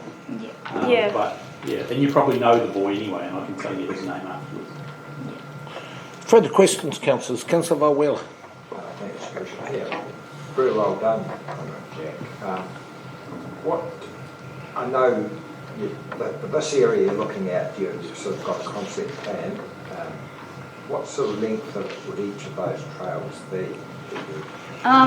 Well, just from top to bottom, really, as much as we can fit in the area. You haven't sort of worked out distances for each of the tracks, do you? How much you might 300 be metres? ideal, minimum, perhaps. 300 metres about, wouldn't it be, from bottom to top? 300 metres would be probably the length of it. That'd be the drop, would it? No, that's the length. Of the The whole drop head. wouldn't be much at all, Bruce, really. 50. Councillor Payne, followed by Finch. Thank you, Worship. Hey, thanks, boys. I thought that was fantastic. You've got to be pretty brave to stand up in front of this council and do things like that, and even if you're an adult, so top marks.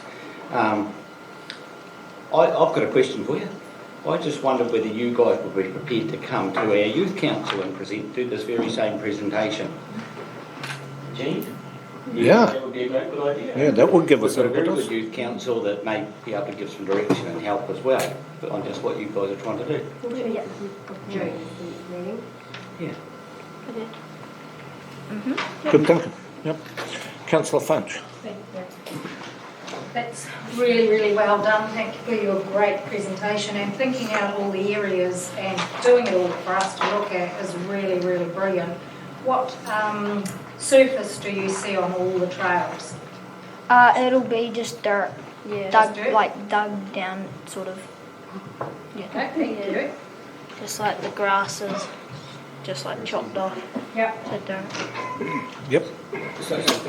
So would you utilise some of the track that's already there going down the gully? Is that what you're talking about? You go across that bridge, there's already a sort of a blue rock track all the way Yeah, down. just the Plantation Heights Yes. access track. Yeah. Nice. Further questions? Councillor Lydon.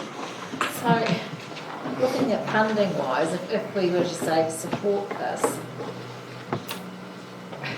what kind of funding would you be looking at? I mean, I guess, would it be for a feasibility in the first instance before you went to the next stage? Just a bit of an idea if council was to support this proposal as far as financially.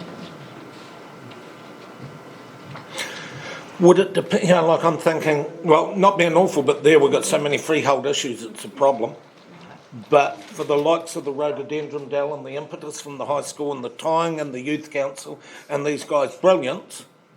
Maybe it's working bees and a bit of us paving the way and doing the technical approach to land holders. Because I don't know, you don't get, what I've seen up rhododendron dell, people are just done with a spade. Yeah. Is that the sort of, that's the level of it, isn't it? Yeah, probably or a spade or a digger. Yeah, Righto. just like the weed. So could I suggest in the intervening time, because I would love you to present to Youth Council so that we see where they sit on it, but also in the intervening period it gives us the opportunity to consider the land that we have a better hold on, so to speak, so that we might be able to come up with some pragmatic options for you to consider. Yeah. In no way am I shooting that down, but it's not owned by us. Therein lies the problem. And but that aside, conceptually, I think it's absolutely magnificent what you've done. You should be proud of your presentation. Thank you. Thank you. Good stuff. Right. I just can't believe how young the last three presenters are. Linda.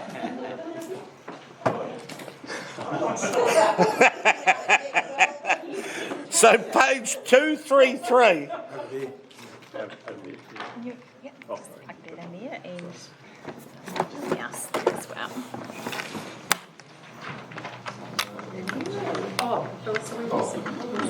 Oh, look, you go here if you like, Linda.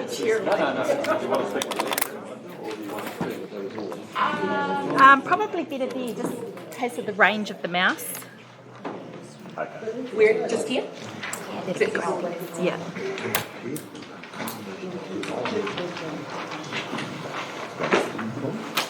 Jane, are you able to time with the boys for Youth Council so they know? Dates, times somehow, just so they know. Sorry.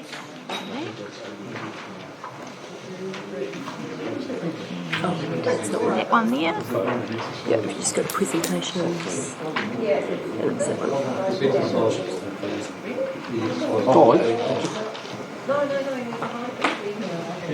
Here we go. So you just use the mouse to click through. Just the next slide.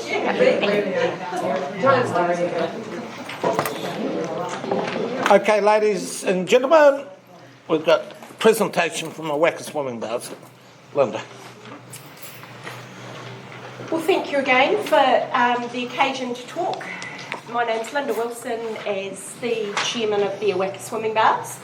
I want to just advise of what we've been doing down in Whacker and where we're going with this wonderful asset, and see if the council would support us. This first slide is a little bit of history. Basically, the swimming baths were built back in 79 and then housed by the Lions Club in 82. There's been not a lot of maintenance since then. So we've done really, really well with an awesome facility that has been very well used, but it was very apparent that unless we look after what we've got, unfortunately, we're going to have to let it go. There's been, and people can read that themselves, there's been different things done throughout the years. I'm passionate about pools. and people not only socialising but also exercising, maintaining mental well-being, and then working in the water for fitness and rehabilitation.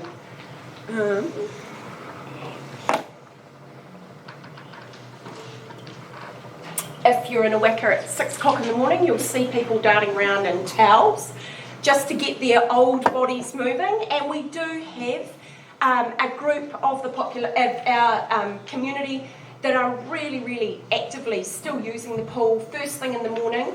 And then it's used fully by the school between 9 and 3. So they do, each class does a series of swimming every week, and then after 3 it's fully used again. It's a key entry only pool.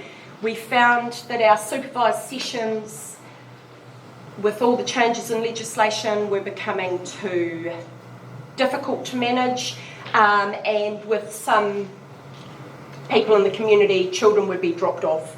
So it's key only now, and still heavily utilised. We're very, very lucky, sorry, I probably don't need to put that down, lucky that we've got a huge group of young people that have come back to Weka, that are getting the children working. We've got JC Swim School, who are recognised worldwide for their training skills, who come down twice a year usually and do week-long lessons. And our last set of lessons, we had 54 children coming from all over the district. People are coming and staying at Punaware for the week from Clydevale and Clinton, just to have the children swimming, because they swim twice a day, some of them, and they don't need to do, they just fly and take off. Obviously, I use it for rehabilitation, encouraging people to get active when they're off work, and others in the community have continued that. So we've been planning an upgrade for the pool for the last 5 years, and have had a very supportive committee who have fundraised. We've been pretty good with our every second year big fundraiser. So we have scrimped and saved with the plan in place. Maintenance was becoming a major problem.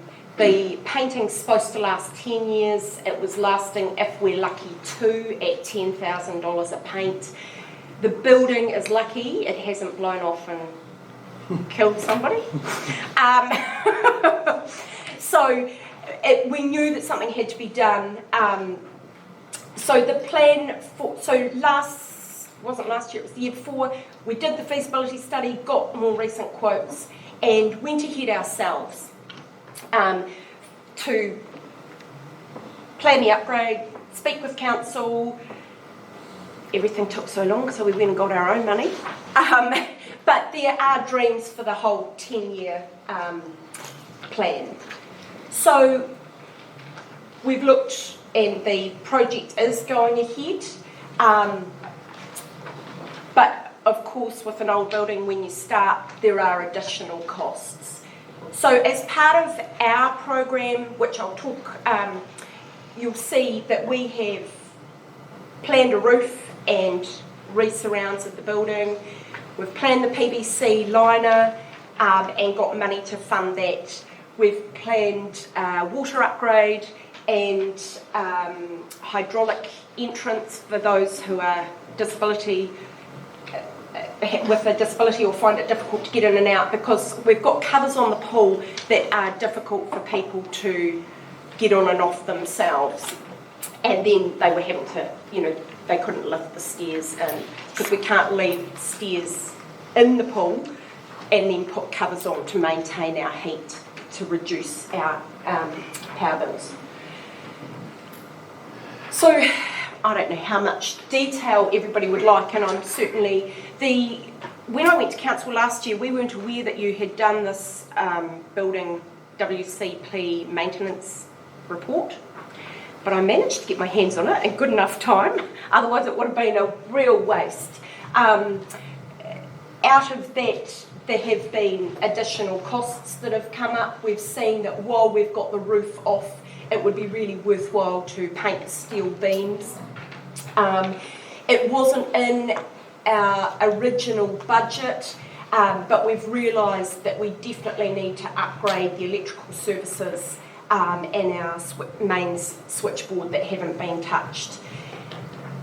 We haven't been able to push as far as the solar power possibilities, but we are looking, and I met with somebody yesterday, and we were hoping that some of the proposal to council will be able to support that. Our dreams really with regards to council and the things that we are not able to support ourselves are some of the things that I've listed here, and we've got estimates and quotes in the budget. With our plans and funding, we've gone ahead and started when we closed the pool in April. So the steel beams have already been painted and finished yesterday. The roof is going to go on, the start of the roof will be from Monday, and the program is to plan with the PVC lining for June, July, and the electrical upgrade. So far we have these costs and have managed to raise $392,000 of our own funds. The council budget that I put together in the proposal lists, as I say, quotes and estimates of what we weren't able to cover and would hope to dream of covering in the next 5 to 10 years. Some things are more pertinent to probably progress with sooner rather than later. Power's a major killer for us. It's about $15,000 a season, and we charge $100 a family a key for the season. So you can imagine everything, it's all fundraised to maintain this facility and keep it open.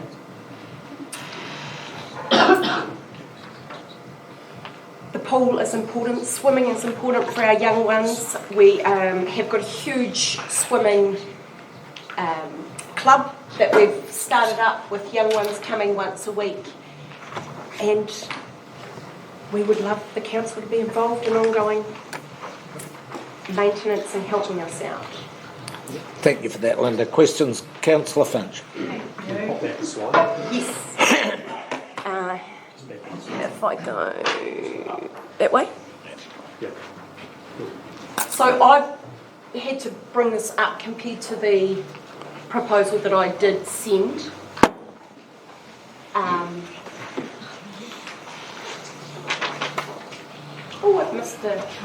missed the zero there. 52,000.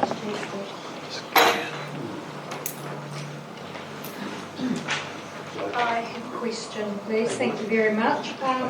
It says at the bottom, the council grant is low for basic maintenance. Can you tell us how much that is? So we get $9,000 a year to cover, well, I think it's maintenance, and we spend that on the chemical.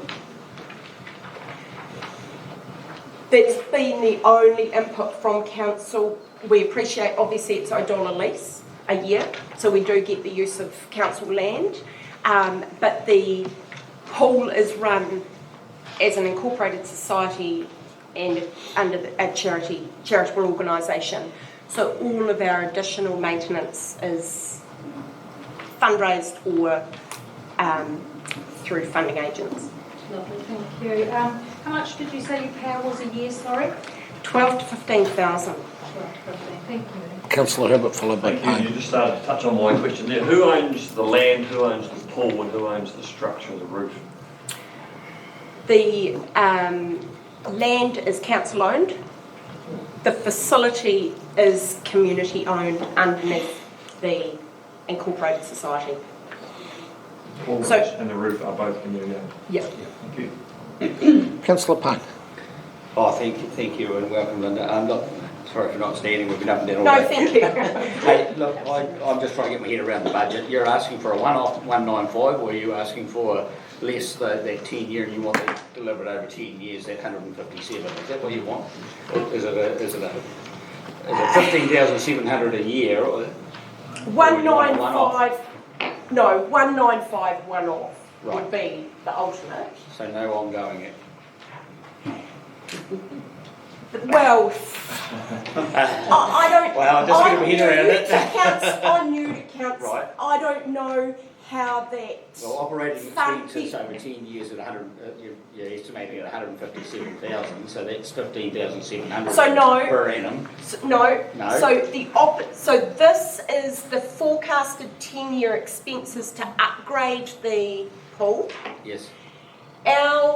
These are our annual expenses is 25,000 round a year.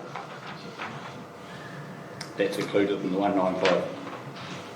Well, no, I haven't asked. I basically said if we could get the deficit of between what we've already fundraised, yes, and the cost of the current project, so the deficit is 31,000. Yep, got that. The forecast of what's going to bring this up to the ultimate standard for people to be able to use it. So we've got cold showers, so gas, hot water, solar to hopefully get us to pay back in a 3.5 year. Got it. Does that make sense? Yeah. So I've said that this project, with our quotes and our estimates, we will continue to pay the operating costs as we have ourselves. Is that clear?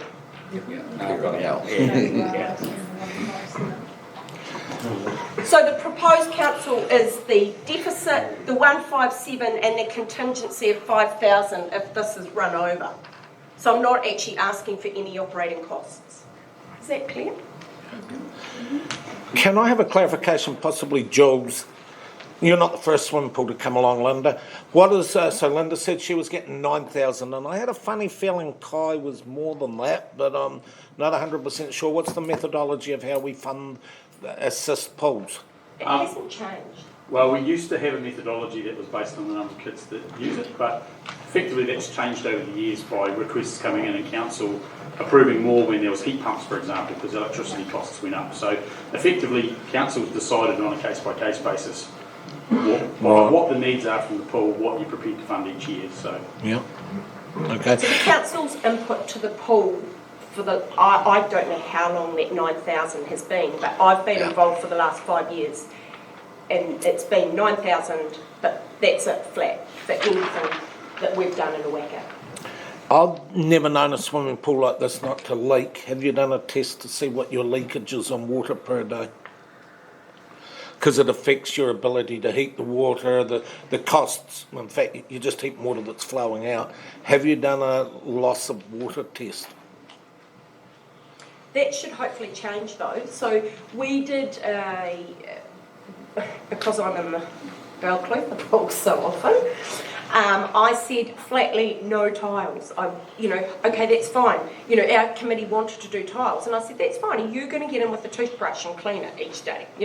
So we've gone with the PVC lining for water tightness, which is what they're using in all of the Christchurch pools, so there will be no leakage.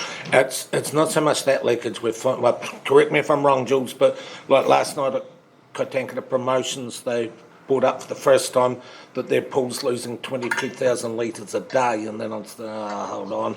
So that can happen with the pipes. It's the pipes underground, and then the heating turns to custard. In the pool. Okay. So as they get older, sometimes you do get the pipes leaking. So your liner will stop the pool leaking, but the pipes sometimes can leak too. But you should know that from your how much top up. We're not having to top it up. Okay. Oh, right. That's good. That's a good sign. As part of we do need the balance tank upgraded. I'm learning loads of new skills about everything, and I haven't got onto the balance tank yet. But we do need the balance tank upgraded as part of what we've already paid for in the project that we're going ahead with. The water quality is going to do a new, so we're paying, forgive me, I think it's either 90 or, it's in that last budget, 90 or 125 for our water services upgrade, supply and install 91. So that's going to be a new sand tank, new pipes, new pump. Basically, we're going to have a new pool with very old changing rooms, but we don't want to be seen as the showering facility for the area, because we do have a couple that are using the cold shower as their only bathroom. Hence why the hot gas showers will be coin operated and probably not high on the priority list. The high on the priority list is the solar, and I had a guy down yesterday so excited I could hardly contain him about what an amazing, north-facing building and this, that, and the other. But and to be fair, it was the guy that the WCP report. We have had a local person as well.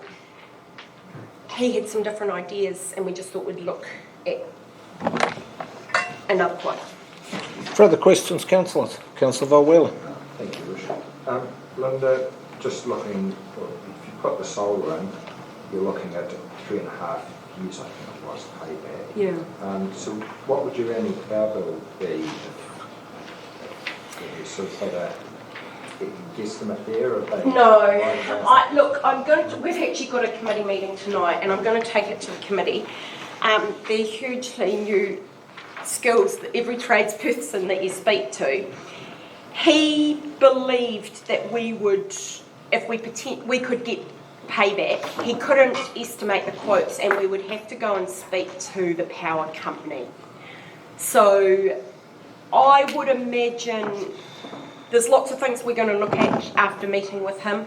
The short answer is no. I don't know what the annual bill would be. He said there's no reason why you couldn't keep that open for 8 months, a much, much longer season. So the dream would be to put solar in, even if we cover the power, to have a longer season. We need to look at night rates and things, but no, we haven't had an estimate of what the power bill will be. So would some of that actually be feeding back into the grid? Yes, totally. So, and he talked yesterday about we could actually sell the power to the school and the school could pay us for it, and I was like, dealing with the Ministry of Education, that sounds like it was just all too much for me at this stage. But we definitely would be with no batteries.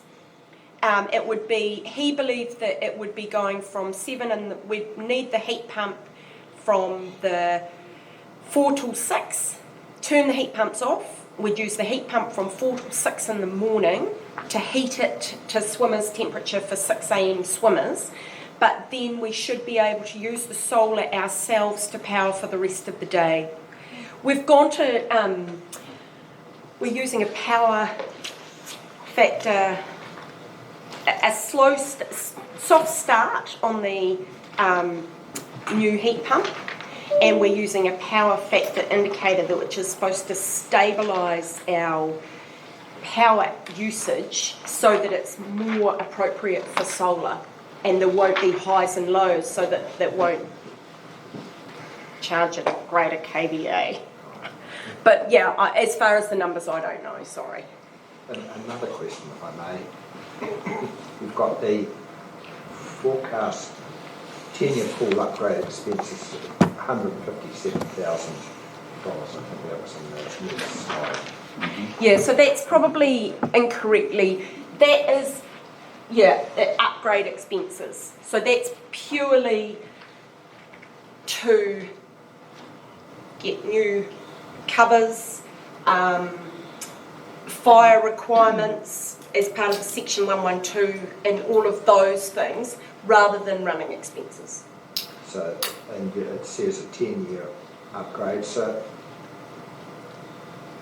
just what's the staging, I guess? What staging of work? Look, if this money was available, obviously we would prioritise. You'd do the lot. Yeah. Hopefully, Right. if this money was available, we would do the lot.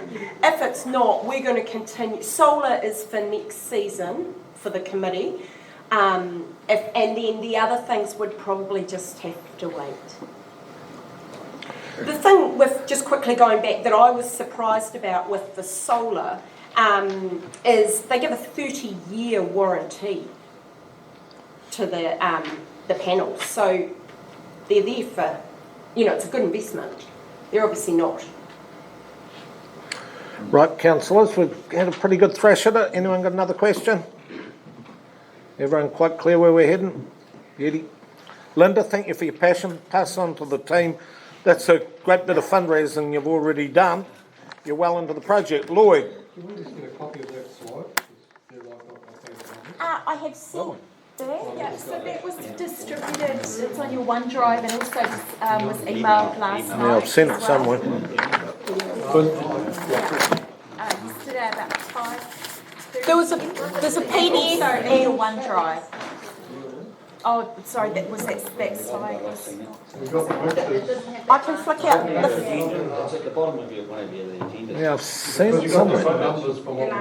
I rounded them up to put it on the slide. So there's a budget one, yeah, and then a PowerPoint slide. But I can send it. The numbers don't add up. Sorry, just Okay. another question. I see those GST inclusive figures. Are you registered? No, for we're not. GST? And we've gone down that path of should we, shouldn't we? It's been a long conversation, and the reason we didn't was because when we applied to lotteries, they gave our money GST inclusive, so they added the GST.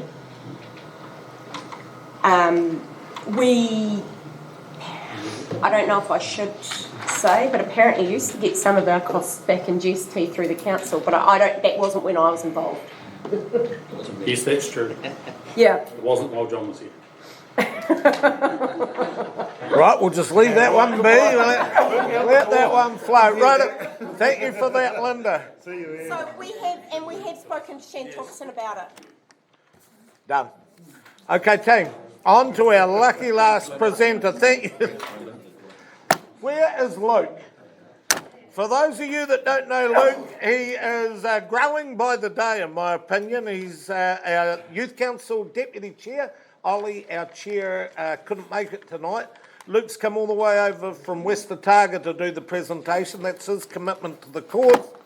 As always, Luke, pleasure to have you here. The floor's yours. Good evening. I'm here to do two separate submissions. The first one I'll start with is the submission about the smoke-free policy. In 2020, the Cliff District Council carried out a survey that went out to all the 5 secondary schools in the Cliff District, as well as various community groups in the wider community. From the survey results, they were overwhelmingly in favour of including vape-free in the smoke-free policy, so to extend the smoke-free policy to include vaping in all aspects. So essentially, wherever it says smoke-free or non-smoking, then also include vaping as part of that. So based on the survey results, the two things we're submitting, the Youth Council would like to submit to long-term plan, is one that the current Cliff District Council smoke-free policy is changed to include vape-free in addition to smoke-free, and that these changes are made in all aspects of the policy. And 2, the Youth Council work in partnership with both the Health Promotion and Advocacy Manager, the Cancer Society of New Zealand, and the Health Promotion Advisor, Public Health South, Southern DHB, to investigate what is involved to undertake and deliver a fresh air project within the Cliff District. Just Yep. So this is the first of his two presentations, so we'll have questions specifically on the smoke-free, vape-free and clean air. Any questions, councillors? Sorry. Councillor Cowie, followed by McCall. Thank you. Sorry, thanks for coming along. Well done. Whether you can assist me or not about the beaches, how much control has council got with the beaches? We're talking about the following places that you've indicated in your submission that the following places should be smoke-free, but you've said beaches, so I'm just curious as to...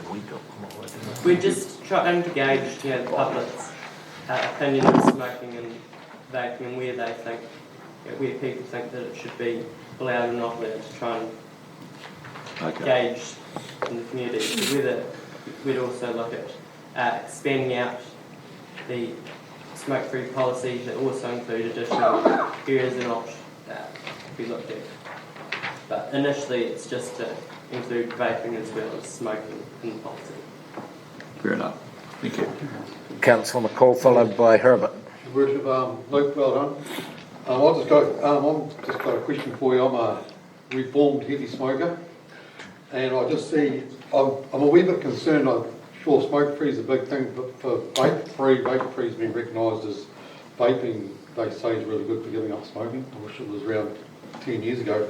I was just wondering whether your survey might have been a wee bit skewed, because in your survey there's not been a lot of ex-smokers as compared to people who have never smoked before understand what it's like to be giving up smoking, and whether it might be a step too far to be banning vaping across the whole zones rather than perhaps having specified areas. Do you think it's... I just want your comment on that, basically. Well, from my understanding, that's probably based on those that chose to take part, and so for whatever reason not so many smokers took part.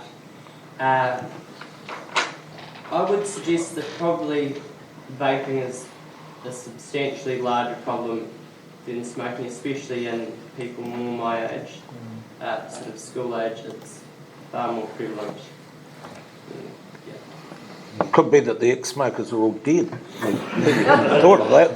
Councillor Herbert, followed by Councillor Finch. Is there any information out there, Luke, that actually we can trust that can explain the dangers of vaping now? I haven't seen any. I'm just asking. You may not be able to answer, but do we know anything we can go and look at and says, it's going to affect your health in these ways?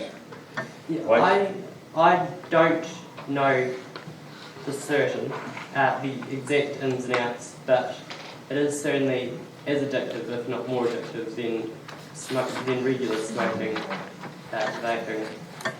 And it's just more easily available, certainly at this stage with it, because people can order it online, you can't order smokes or cigarettes online, so people can get, younger people who aren't 18 can also get a hold of them.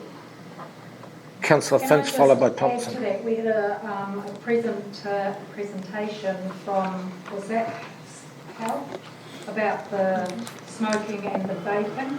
And the vaping has no rules and regulations for how much tobacco are in them. And so it can be a lot worse for you than the cigarette smoke. Way higher, because they're not regulated like tobacco. Councillor Thompson. Can I just make a comment as a retailer? The vaping rules are changing later in the year. August, I think, from memory. We've just had a repin, and he's trying to get us to stock about 15 different flavours. And come the changes, you're only going to be able to stock, I think it's like 4 flavours. And you will have to buy anything else online or at a vape shop, which we don't have in the district. So, excuse my ignorance to it. Flavour, raspberry doesn't worry me, but can you tip nicotine in or marijuana, or what can you tip in the vape? Depends what brand of product you use. When it became the thing to start vaping, every other day there was someone coming in saying, do you want to stock our product? Do you want to stock our product? Now they're all pretty much a little capsule that you put into your device, and you can get 40 milligrams, 20 milligrams, or zero nicotine content in it. So people are reducing the amount of nicotine as they're using them to withdraw from cigarettes. What's 40 milligrams? Is that more or less than a smoke? Well, yeah, 40 micrograms is 4 milligrams. Yeah, I want to get a better understanding. Yeah. Right. Yeah, Jules.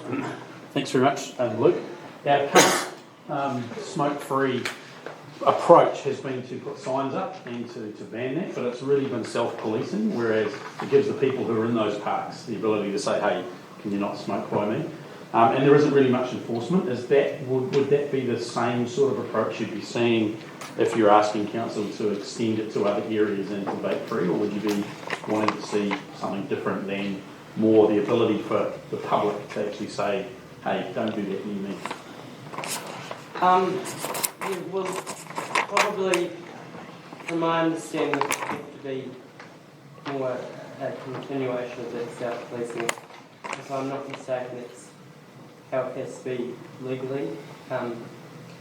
But whether down the line you look to further enforce it or submit, that's probably more slightly higher up discussions that around the council table for the ins and outs.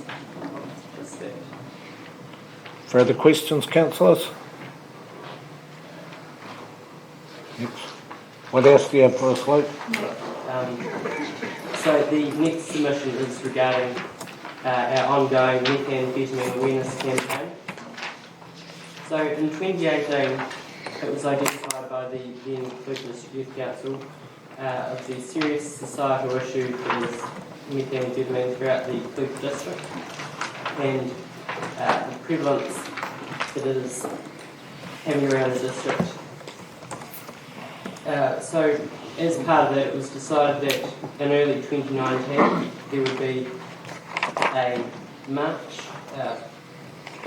which started on the main street of our Clutha and came to here in the rec centre, where Pat Buckley from Amp for Life came and spoke. Pat was an ex-methamphetamine addict, and he spoke about his own experiences with it, and also those of about the effect it had on him personally, and also those around him, and how he lost, it was at least 2 people he'd seen die from overdoses on various things right in front of him. So that was in 2019. Then later on in the year there was also a kapahaka competition where South Otago performed to continue on with that and just keep raising in the direction. And I understand, and Pat spoke again at that. It was very useful. Then, and as part of that, he also spoke to each of the secondary schools throughout the district it was a significantly more toned down version of what he spoke about here, to be more age appropriate, more audience appropriate. But it was also really important and useful in helping to educate students as well as community talks in each of those districts as well as part of it. As a continuation on from that, there was then a lot of people came forward to talk about their own experiences. Then came to Mrs. Proctor, the Community Support and Development Advisor, and as part of that, she then carried on working with them to set up the Bravehearts Organisation, which was established in January 2020, where then the families of people who are addicted to methamphetamine or have been addicts can then have a community where it's safe, community where they can work together, they can share their shared experiences and difficulties with having family members or close relatives or friends that are suffering from addiction. Following on from that, coming into this year, we hoping to run a billboard campaign with our message of not even once regarding the use of methamphetamine. This would likely take similar forms to other road signage, such as ones that say about taking a break when you're tired, not texting, not being distracted where you're driving, and all the other ones that you often see on the road. And as part of that, we invited people to create artwork to be used for it, and then obtain those artworks to work with Mary Race, the graphic designer, who's then working on just how we could make those into workable billboards that could be used. And so we're hoping to put up 6 of these billboards throughout the district, one in each of the main centres. About Clutha, Milton, Tapanui, Lawrence, Nawaka, as well as Kaitanga, and possibly also one near Telford. So, as well as that, we're also hoping to bring back Pat Buckley later in this year to again reinforce the message and just to re-establish, because it's still an ongoing issue throughout the district. So, our request to the District Council's long-term plan is for financial support of $7,000 to fund the 6 billboards across the district which showcase the message of not even once. 2, $10,000 to continue the campaign to include the return of Pat Buckley of Afterlife and to deliver specialist presentations to the Clutha district. And 3, continuing resource support from key Clutha District Council support staff. Thank you. I'd like to. Well done, Luke. Thank you. Questions, councillors? Councillor Thompson. Just a question. The $10,000 for Pat to return, how many presentations would you get for $10,000? 5, I understand. Probably at least one at each of the schools, again, or one somewhere in each of the main hubs in the community. Thank you. Further questions, team? Councillor Volwiller. Thanks, Luke. Just regarding the billboards, they will be the same, or they have different graphics, different art? Likely be different ones, but it'll be, we'll have to see how many usable designs we can create for us, just how they'll look. So you could move around with this? Yeah, just relocate it, yeah.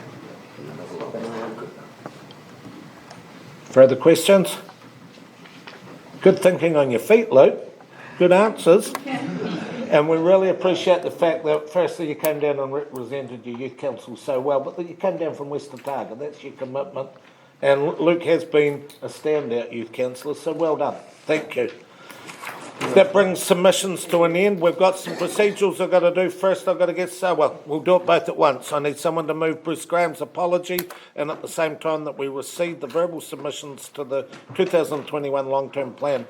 Move Councillor Finch, seconded someone, Councillor Phelps. All those in favour? Those against. That brings it to an end. Thank you to submitters. Thank you, staff. That was like all this paperwork. That was magnificent.